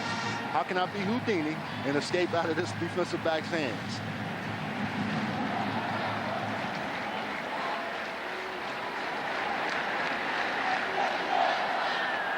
First and 10, 42 seconds to go in the half. Cupido looking for Ellerson, caught at the 15. Ball down at the 11. Allen, Gassessa, and Passarelli on the stop. Fortunate thing for Minnesota, the clock stops until they reset the chain, so you can be in a position. And for this offense, it gives you a chance to get in a position where you only have one time. Both teams have only one timeout, but in the college game, when you get a first down, the clock slows down until they set the chains. Looking for Ellerson in the corner. Incomplete. He had Watkins draped all over him. Watkins has done a very good job playing Ellerson, who is an outstanding receiver. He just works. He finds the ball, and then he runs to where the ball is, reaches up. Now, Ellerson almost comes up with a spectacular catch. But I think Watkins also finds the ball, and they try to both reach it at the height of attack. Cupido's numbers today, including the 1 touchdown. A 2-yarder to Ellerson. They'll run it here with Barber. Marion Barber. Touchdown, Minnesota. It might have been everyone on Illinois State's defense to touch him on that play. I think we're going to get one for celebration here. Shed a bunch of blockers, and then the flag thrown in the end zone after Barber had gotten in. You know, I don't know about that flag if it is on an excessive celebration, but I know one thing, Marion Barber, that was a nice individual second, third effort play.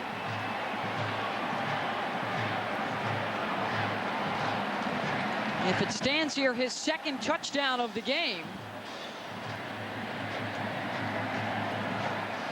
On a drive that took all of 41 seconds to move the ball down the field for the score. After the play was over, we have an unsportsmanlike conduct penalty on the offense. Fans don't agree with that one. And that flag came practically as Barber was crossing the goal line. Well, the offensive lineman going to celebrate. I didn't see anybody on the sideline. I just saw guys going over to congratulate their player. Unless they thought the cannon was too close when it was fired over there in the corner of the end zone. Lloyd, extra point is blocked.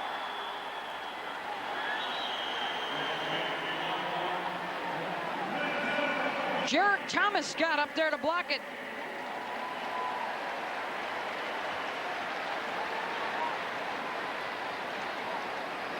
He reached that big hand up. Jarek Thomas reaching right up there. And actually looks like Reese Lloyd just kicks it right into his hand. Even when Minnesota has done well, things are still not gone as well for him. I mean, it's just been one of those situations. This is a nice run by Marion Barber. Getting inside, making the spin move there like a point guard, and then just working off of his blocks, and then the last two making people miss. Just slides, and then shows the speed, shows the power. Very good running back, very good balance. Always move, his feet are never still, even when he's getting hit. Good base, not getting those feet crossed together so people can bring him down easily. Unfortunately, I think that's the penalty right there, the celebration from Barber. And then the PAT is blocked, so it's just a 6-point lead. The scoring drive for Minnesota, 6 plays covering 57 yards in just shade under a minute. As the Golden Gophers regain the lead. A couple of touchdowns. Career numbers 27 and 28 now for Marion Barber. Just keeps getting better and better. He and Maroney spell each other. They both work together and not giving each other, not anyone getting tired. Kick goes over the head of Hill. And they'll still get it out across the 20 and run out at the 26 is Horton, who scored the touchdown. Yance Vaughn has a couple of touchdown throws today. Barber with the 2 scores. He's over 100 yards here in the first half. No, it's good, though. Every time we see the camera, those two guys are talking. They're talking about, hey, what's happening here? And they're working with each other. And that is where you say, do they really like each other and do they work together? Sometimes you see teammates on separate ends of the benches, but every time they come off the field, each one of them are talking to each other.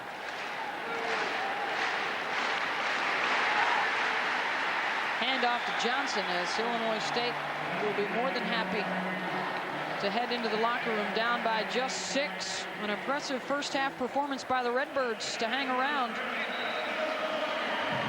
And at the intermission, 24th ranked Minnesota with the lead over Illinois State 20-14.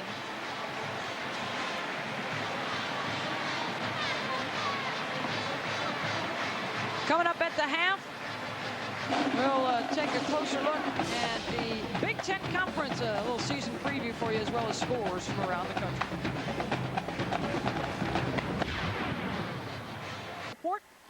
Now we've got a preview of the Big Ten Conference for you, and we'll start out with the preseason favorites at the University of Michigan. It's the Big Ten after this.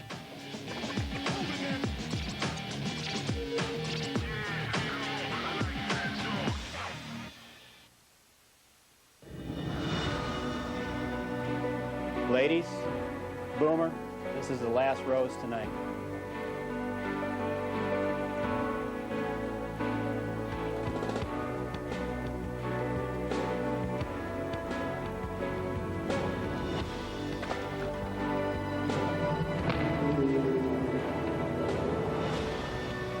Make your day with the Redbirds, September 18th versus Eastern. Illinois State, surprising and impressive performance in this first half, trailing Minnesota by 6, 20-14. Beth Mowens along with Charles Arbuckle. And Charles, the Redbirds, a lot of folks probably thought they'd be long gone by now, but they have done a terrific job of hanging around in this game. Well, to give yourself a chance, you have to get confidence. And they had confidence from the very first snap, and they executed well. They have not hurt themselves with penalties, and they've also just played with another intensity level that Minnesota didn't seem to have in that first quarter, and I think that's been the big difference. And in a real hostile environment, they've played with a lot of poise. In fact, it was Illinois State that got on the board first as we take a look at the highlights from this first half of play. And here is the first scoring opportunity for the Redbirds, and they convert. Well, that work down in Florida for Ramon Barber has helped him out because the moves and then the speed, showing the pull-away ability. And then that is what really set the Redbirds on the course. They knew then, hey, we have the confidence now. We can play against these guys. They put their jerseys on just like we do. And then you come back and you see a great interception there by Tremaine Banks. But that was one of those situations where Illinois State had a chance to score again. Now, this is a nice catch by Ellerson. But Cooper, though, patiently waits till he gets over and away and he can make the nice throw. But then when you have a running back like Barber, not only with the speed, but the power, he gets into the end zone for 6 right there. Good blocking by the offensive line again.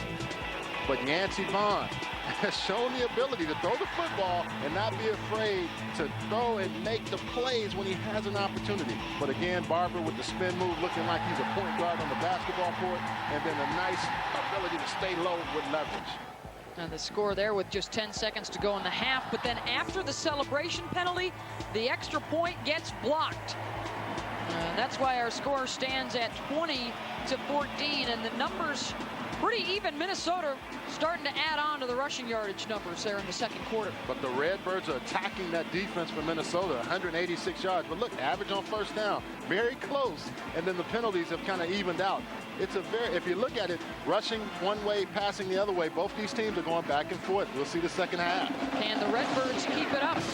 Third quarter on the way from Minneapolis when we come back. 20-14, the lead over Illinois State. The Gophers kicking it away. And Kyle Hill back into the end zone. And he will down it there. And the Redbirds will start out at their own 20-yard line.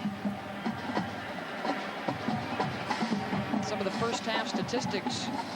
Yance Vaughn, very impressive, I thought, at quarterback for the Redbirds. He really has been. And also Johnson with 80 yards, getting closer to that 100-yard mark. Vaughn with the 2 touchdowns, no interceptions. Cooper, though, has had a pretty solid first half, but you can see Barber with 131 yards rushing, 2 TDs as well. And once again, this Gopher defense has not allowed a 100-yard rusher in 15 consecutive games. Brooks Bollinger first one to do it. They'll try a little razzle-dazzle out of the locker room. It was Bollinger and Anthony Davis at Wisconsin, the last guys to do it, as Johnson played a little quarterback there looking for Robinson. Good coverage there by Yuki Dozier, but also Pavilski. Want to set this up. They've run this play, and you can see the defense getting over there right in front of them. And then Demetrius Johnson with a pretty nice throw, but very good coverage right there by Pavilski. Johnson a lone setback on 2nd and 10. Again, Vaughn will change things up a bit at the line of scrimmage. Pass caught by Robinson. You know, Denver Johnson was telling us this week that a lot of times they'll just call the formation in the huddle, Charles, and then they'll let Vaughn check off to the particular play once he gets to the line of scrimmage and reads the defense. Well, he knows this offense so well, and in whatever defense they give him, he's able to get into a situation and put his receiver in the best possible place. Now, good coverage there by Dozier, but very good play by Robinson of staying open and putting that body there for Vaughn to hit him right between the numbers. 3rd down and 3. Shift on the D-line there for Minnesota. Vaughn under pressure, and he's going down. Eric Clark and Terrence Campbell leading the way. 2nd sack of the day for Minnesota. You got all those guys from Minnesota cleaning up. Very good coverage. That's what's not going to allow you to throw the football. I mean, everyone in this secondary is covered. Laurent Robinson on the other side. There's no one open. And no time to throw it. And a little bit of grab of the jersey. A little jersey tug as well. Hoffman's punt chases Barber all the way back to the 30. Breaks a couple of tackles at the 40. Still going across the 45 to the 47. That's what makes Barber such a good running back. But a returner, he just finds that opening and attacks. Doesn't wait and let them come after him. And he's going to split the difference. He has 2 guys right in front of him. Goes right between them. They hit each other, and then he made another guy miss.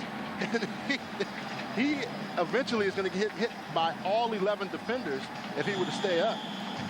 Very elusive. Yeah, we've seen him spin off guys, jump over guys. Minnesota set up with good field position from the 47. Maroney nowhere to go, lost a couple on the play. Maroney heard you say spin, and he was trying to make the spin move like his buddy Barber. But too many defenders from Illinois State right there as soon as he made that spin move. Actually lost 2 yards on that play. Josh Cressman was leading the way. Senior from Sandwich, Illinois. Very impressed with the defensive line of how they have been able to hold the penetration. Look at the penetration by the white jerseys. They're in the backfield before Maroney even gets to the line of scrimmage, and you can't have that if you're a running back. And this is what is widely considered to be one of the top offensive lines in the country. Maroney following that line here for the 1st down. All the way down to the 40. Joe Watkins on the stop. Good convoy in front. Once again, you put the center out in front of him, you pitch the ball, and you overload that side. There were not enough defenders, and Maroney's a little bit shaken up after that play. 61 Exlinger is going to lead the charge. Then you also have other people out in front. Tony Brinkhouse, big people able to move with good agility. You see the offensive linemen down the field. Normally you don't see Ansley and Brinkhouse on other teams moving down the field, but they do a very good job. Barber to the 30, close to another 1st down. Popped by Alex Fillin. Barber racking up big numbers, adding to it. A couple of touchdowns, over 100 yards in that 1st half. Tony Brinkhouse with a nice big block, just moving people down, just clearing out that whole side. And then good blocking downfield by Wheelwright. Every time you see a big run, you can see the defensive backs get upset when they're getting blocked by wide receivers. Barber will stay in there. Gets the carry, and again pulled down behind the line. Again shooting the gaps defensively. That was Jesse Caesar, the first guy there. Jesse Caesar, that rover in the box. Now, they're going to give up some yards on some plays, but also they're going to take a chance and gamble and hope they're in the right position And right there, they walk that rover up into the 8 men in the box and make him come and make a play. Loss of 3 on the play, 2nd and 13. Couple of tight ends to protect. Cupido throwing. Ellerson with the catch at the 25. That was the one thing that you heard from the coaches from Illinois State as well as Minnesota. This Illinois State team is going to play hard. You know, they may get into a game where they're getting beat by 20, 30 points, but they don't seem to just stop. And you can see here, they're in the ball game, 6 points down, still fighting and scrapping. Minnesota is in a in a contest right now. You have to wonder too, Charles, if there is a wear down point for this Redbird team. The defense now spending a lot of time out there.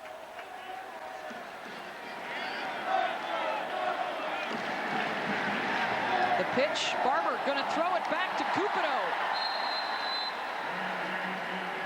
Kai Stewart brings down Cupido around the 23. And he just found a way to make plays. He's staying around the football. Stewart is banged up here. That was a good call, but Stewart was not fully actually shaken up. Now they've worked on this play, and you can see Barber, they don't give it enough time. It's disrupted early, and even if they did, Stewart may have had a chance at an interception. Reese Lloyd is on to attempt the 40-yard field goal, and he's got it. Stewart and Payne on the sideline, and even further behind now on the scoreboard.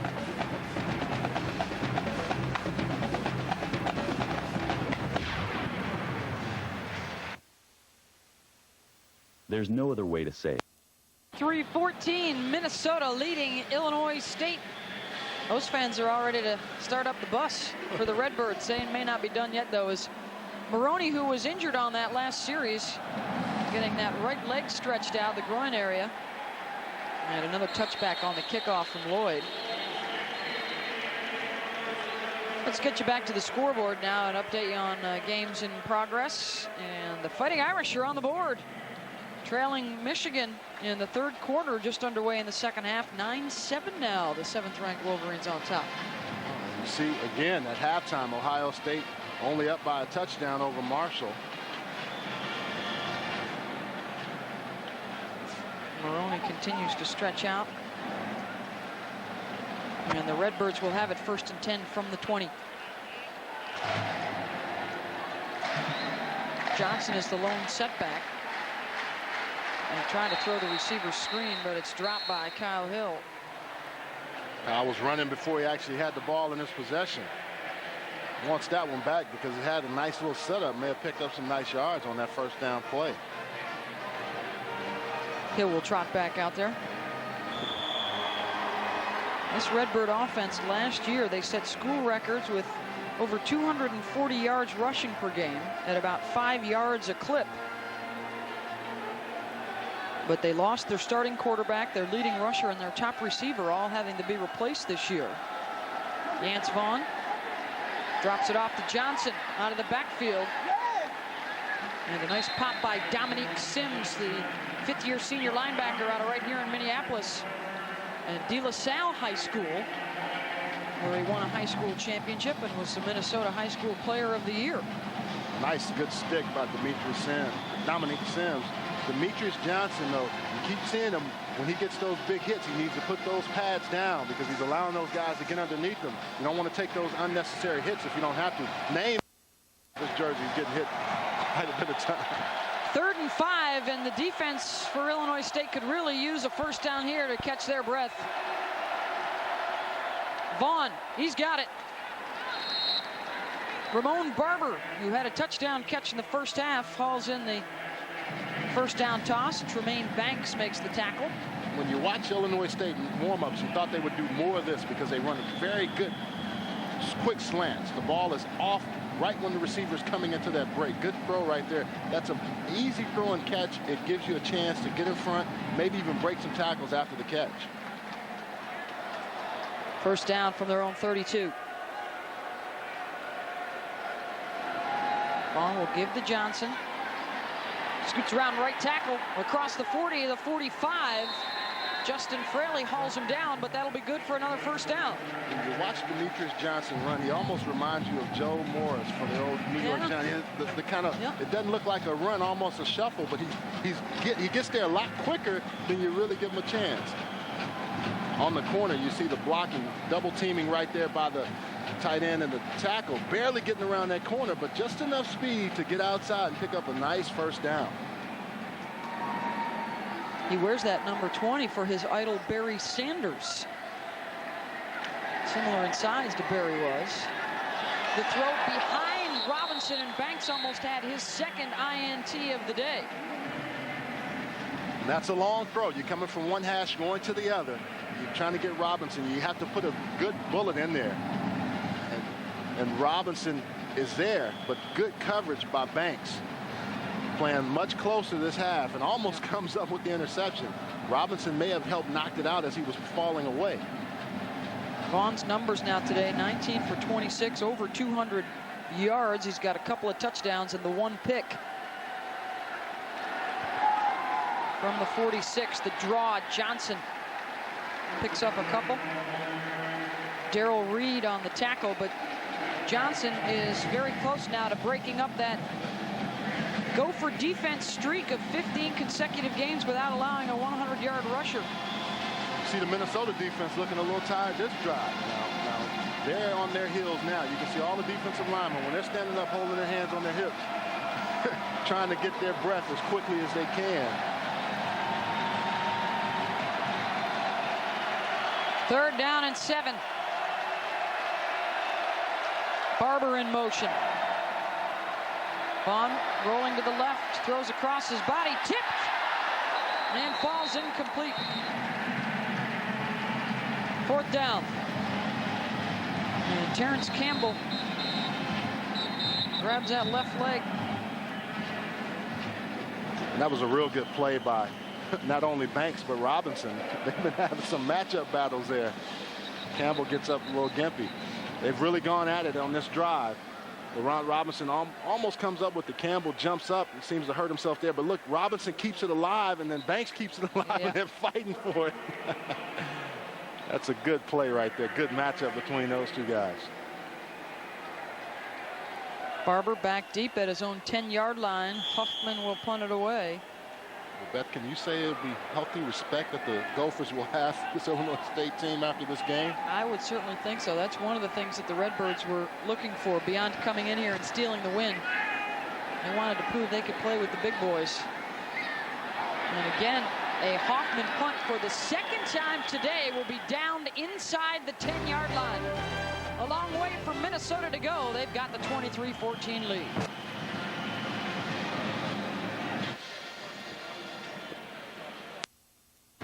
(23-14) Minnesota with the lead and the ball at their own 6-yard line. 1st and 10, and Lawrence Maroney is back out there. He gets the call. Picks up a few out to about the 9. Barber has been Marion Barber over 100 yards rushing in the first half, and Maroney out for that last series with the leg injury, has seemingly shaken that off. Well, and it gives them a chance to stay fresh. I think they really want to have an opportunity as they go in the season for these guys to be able to spell each other when they get into situations where it's cold or wet outside and they have to work with the running game. They both can be fresh and able to go. 2nd and 7. Play action. Cupido gets away from Cressman, tucks it under and runs with it out to the 20. Good for a first down. Clearly some good skills from Cupido of evading the rush first in the end zone and then getting down the field. Showed some nice speed. You know, very, very elusive quarterback. Good ball handling, and just gets away and holds on to the last second, even fakes the throw. But that's just enough to hold up Kai Stewart as well as Boomer Grigsby. 5 of the 6 times they've gone to the play action, they have gained positive yardage. Such a weapon that they can use with the running attack that they have. They'll go for it again here, and Ellerson nearly came up with a dandy catch. Pierre Jackson broke it up. That was a nice setup of the play action pass, but they also went to the corner post where he really had the defensive back turned around and almost came up with a very nice one-handed catch. tail end here, you're going to see going up, and I thought he was able to pull it back, but he was leaning so far back. Pierre Jackson there moving, like we said, from the wideout, now playing cornerback. But Ellison, outstanding receiver. 2nd and 10. Bunch the setup on the right side. Maroney cuts it back to the near side. Lots of running room across the 40. It's a foot race down the sideline. And Lawrence Maroney is going to win it. 79 yards on the touchdown run for Lawrence Maroney. Looked at that bunch formation last week. What really happens is they were able to get Will Wright on a deep pass. Now they come back this week and they show the bunch one way and go back with Maroney, and there's no one back left on the backside. No contain, and if you don't catch him early, he's going to get a big gain, which goes for 6.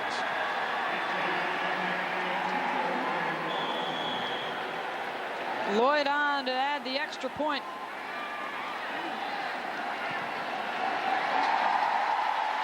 Well, whatever was ailing Maroney there for that one series, he's over it, and then some. And now Lawrence is over 100 yards on the day. 30-14, Golden Gophers taking over. As both Barber and Maroney are over 100 yards rushing, and Minnesota has never lost when Lawrence Maroney has broken the century mark. They're 6-0. As Lloyd's kick goes out of bounds, and a penalty will be assessed. And Illinois State will start out at the 35.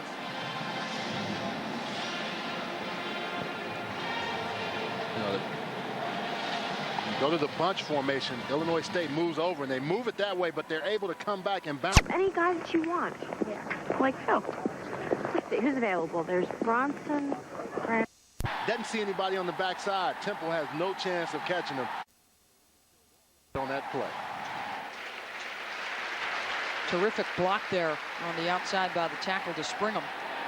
And now Earl Newby gets the carry with under 6 minutes to go here in the third. Darrell Reed on the tackle. Now both teams seem to be settling back in. 138, 123. Talk about the Pony Express. Look at the distribution. 16 rushes for Barber, 12 for Maroney. They like to keep it balanced. I think Maroney wants one more touchdown. He doesn't care about the carries. That's 261 yards and 3 touchdowns for the two of them. Of course, no one in NCAA history has had 2 seasons with 2 rushers of over 1,000 yards in the season. And that is what Barber and Maroney are chasing. A little history this year. They both went over that mark last year. That was the 3rd time in Big Ten history that a school has had 2 guys over 1,000 yards. Beth, you don't want to compare people, but you can see in anything that you read, you start thinking of the Pony Express between these 2 guys, of Craig James and Eric Dickerson. Now that was a whole nother level, but even those guys didn't do what they're on pace to do right now. Get 3 consecutive seasons of 1,000 yards apiece, and you see why, because of the ability for both of these guys to really work together, but they have a strong offensive line, and they are not only fast, but quick. And you put one guy in, you put the other one in, it just doesn't make a difference. Last year, Barber and Maroney had 2,300 yards combined. That Pony Express you were talking about of Dickerson and James had 2,500. And it was actually Amon Green and quarterback Scott Frost of the 1997 Nebraska squad that had the best tandem year with 2,800 yards in '97. And now we see Demetrius Johnson is just 3 yards shy of going over the 100-yard mark. He's not in there right now. It's Newby in at tailback. The pass to Laurent Robinson. Tried to get the ball, stretch it out to the 40. Just John Pavelski on the stop. Pavelski, we've been calling his name a lot. He's been all over the field. And in that first half, when Illinois State was really challenging, he came up with some vicious hits on his former teammate, Demetrius Johnson. Jans Vaughn now has completed 10 of his last 13 throws. And a big 3rd down conversion here.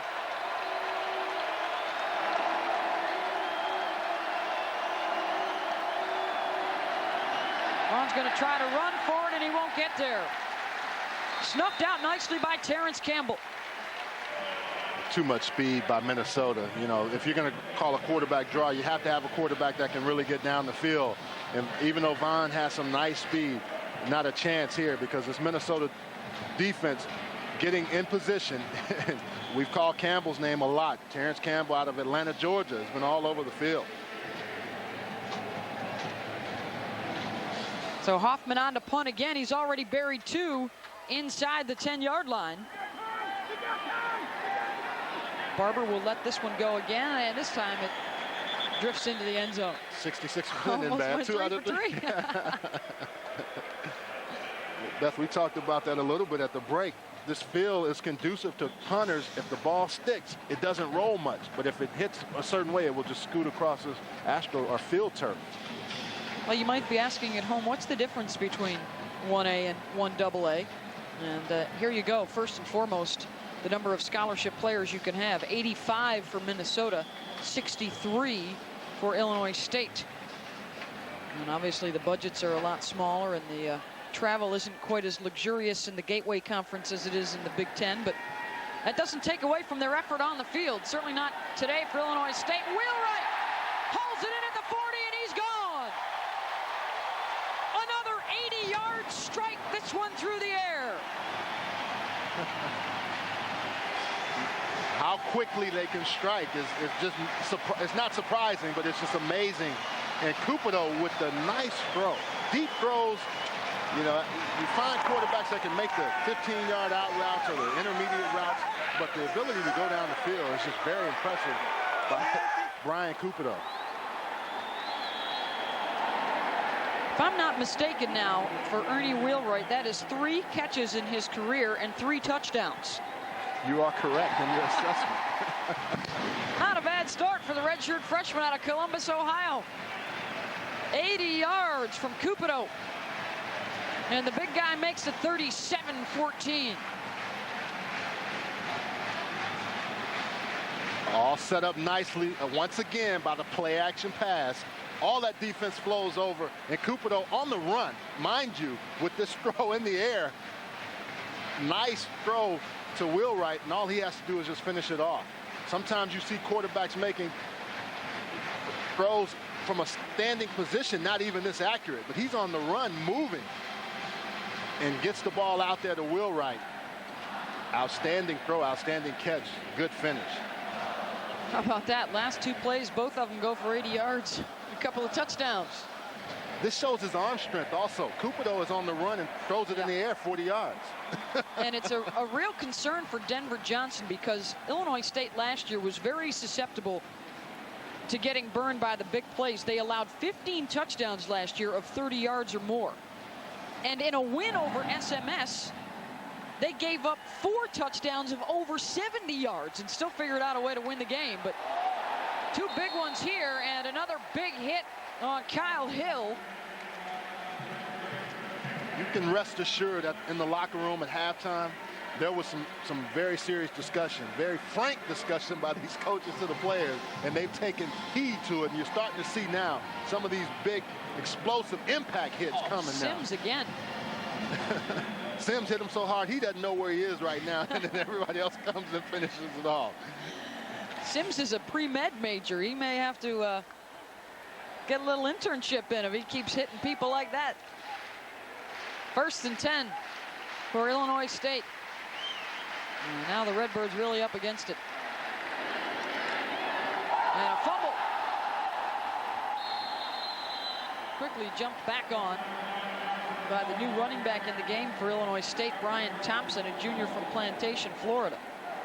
Field turf was working in Illinois State's favor that time. Thompson fumbles the ball, and it bounces right underneath some Minnesota players and right back into his hands. Looks like it's actually kicked by one of the defenders, and Pavelski is just so beside himself on that play. John thought he had the score, and boy, the defense has responded in the second half for Minnesota. Just 35 yards allowed so far in this 3rd quarter, as opposed to the 280 in the first half. And Vaughn will call the timeout. They've got just the 1 left. Minnesota with 3.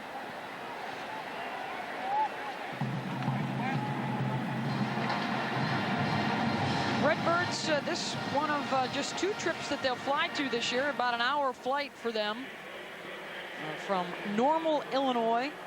Pretty big school, though, 20,000 people. And has a nice size airport, Bloomington Normal, where they have some direct flights, and particularly like the one to Orlando and to the Florida area where they can get down. But this is a fast-growing community, and you can see 20,705 students. Like the last line, 22 All-Americans the last 6 seasons. So they're playing some good football in Normal, Illinois. They will be back home next week for Eastern Illinois. And we'd like to remind you that this game is being produced and distributed by ESPN Regional Television.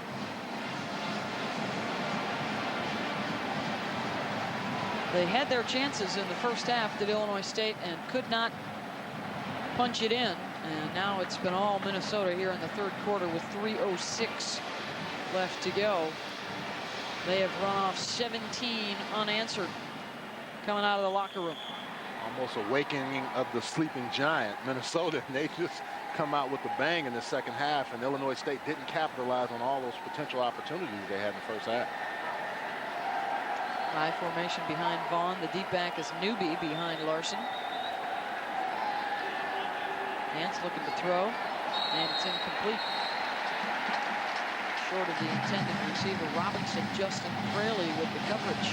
Well, Beth, they have to continue to run the football as well, because if you just start throwing and you give the ball over to Minnesota, they're too explosive in their offensive game plan to just give them the ball 3 and out, 3 and out. You got to find a way to get some first downs, get positive yards on first down, and then keep your drives alive.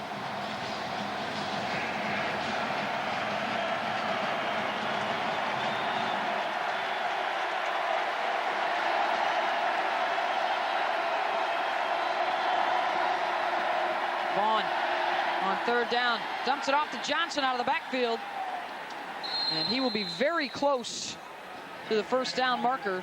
Depend on the spot. Jon Pavelski with the stop. Jon Pavelski is a magnet to Demetrius Johnson. Whenever you see Johnson with the ball, you can rest assured 34 is going to come flying up. And oh, speaking of flying up, here comes Notre Dame. They take the lead over Michigan in the 4th quarter, 14-12. Talk about the Michigan team and all the high-powered offense they have, but sometimes when you go to that South Bend place, Michigan has a long history there. Those leprechauns start stirring things up. Caught across the middle for a big gainer into Minnesota territory. Dave Mortis, the tight end, with his first grab of the day. Very impressive how this team from Illinois State just keeps clawing and scratching, finding ways to, you think they're out of it. Demetrius Johnson with the 11-yard gain for a first down. Then you come back and Dave Mortis down the seam, almost knocked away right there by the Minnesota defender, but he finds that gap in that cover 2 look. They came in today as big underdogs, held their own in the first half. And now on 1st and 10, Vaughn. Quick out to Hill. Minimal gain there. When we talked to Denver Johnson the week, he said, hey, I would never ask my guys to take the field in a game that we didn't think we could win. And that was certainly the attitude they brought coming in here.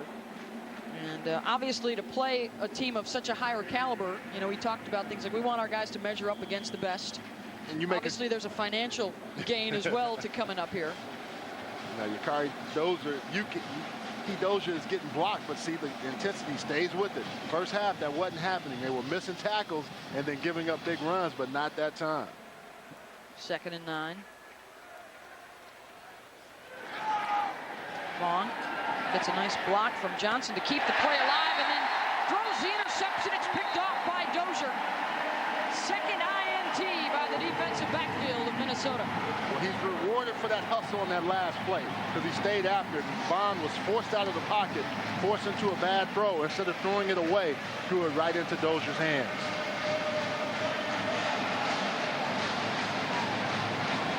Forced inside by the X game, and he sees pressure right in front of his face, so he gets outside instead of throwing it away or as high as possible to get it out the sideline to Laurent Robinson. He throws it right into Yaki Dozier's hands for the interception. Cupido looking for another big play. Justin Valentine inside the 30.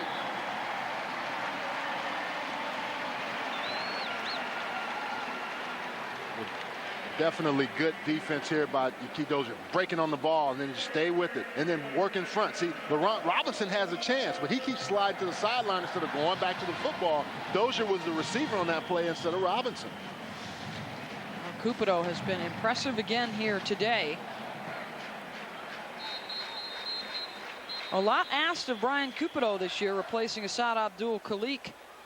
Glenn Mason said, hey, we didn't take anything out of the playbook. We kept everything in there, and we think Cupido can run it all. If you're looking at this Minnesota ball club, you're not really concerned with the offense, but defensively, you have to have some concern with how many yards they give up and how many plays they've given up. But they are starting to turn turnovers into positive things. Dozier there, Tremaine Banks in the first half, and they didn't do that last year with the regularity that they needed to. Barber hits the wall up front, bounces forward for a couple more, down to about the 22-yard line.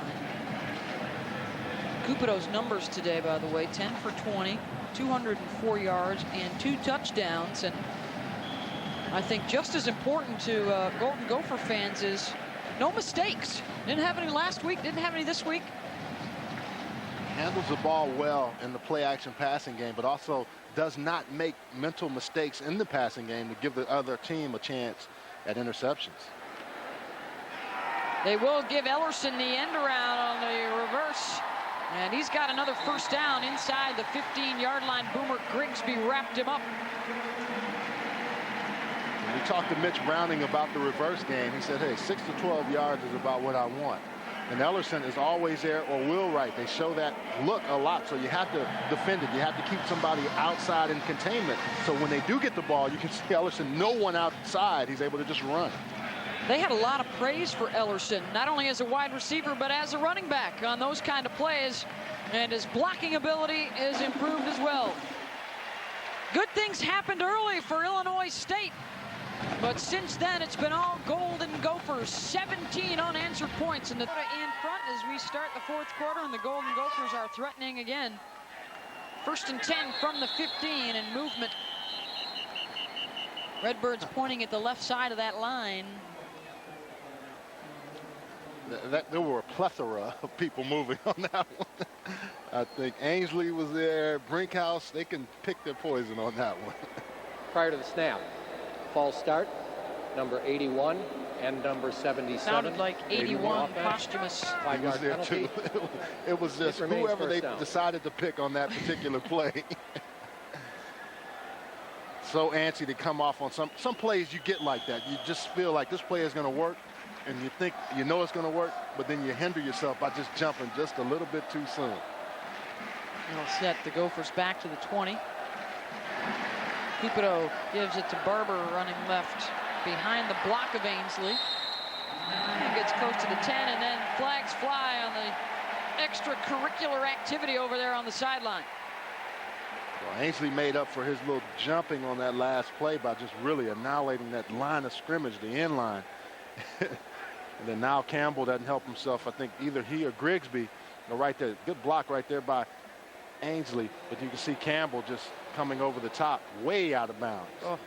The penalty is assessed. Grigsby made a nice play to hustle over there to make the stop, and then Campbell with the extra push.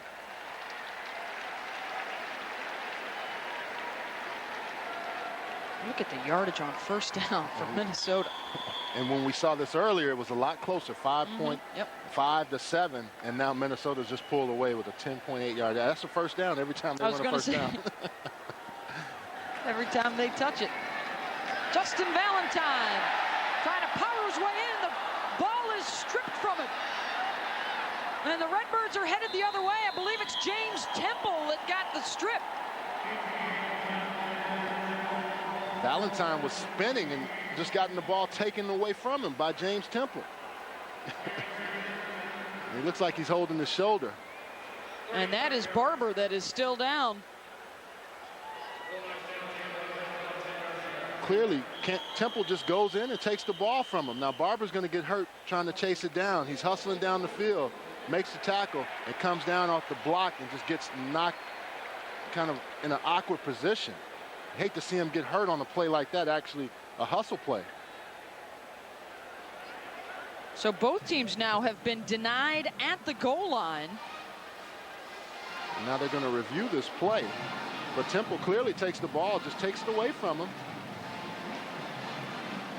No knee was down. The play hadn't stopped. No whistle was blown. He just strips it away from him. And that's what tends to happen when you have 4 or 5 people holding you up. You get your hands pulled apart from the football.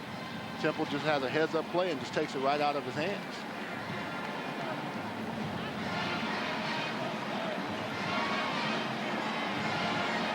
Nope, the knee is not down. No part of his body's down. The whistles haven't blown. The ball is already out when his knee is going down. Did not break the plane of the goal line either.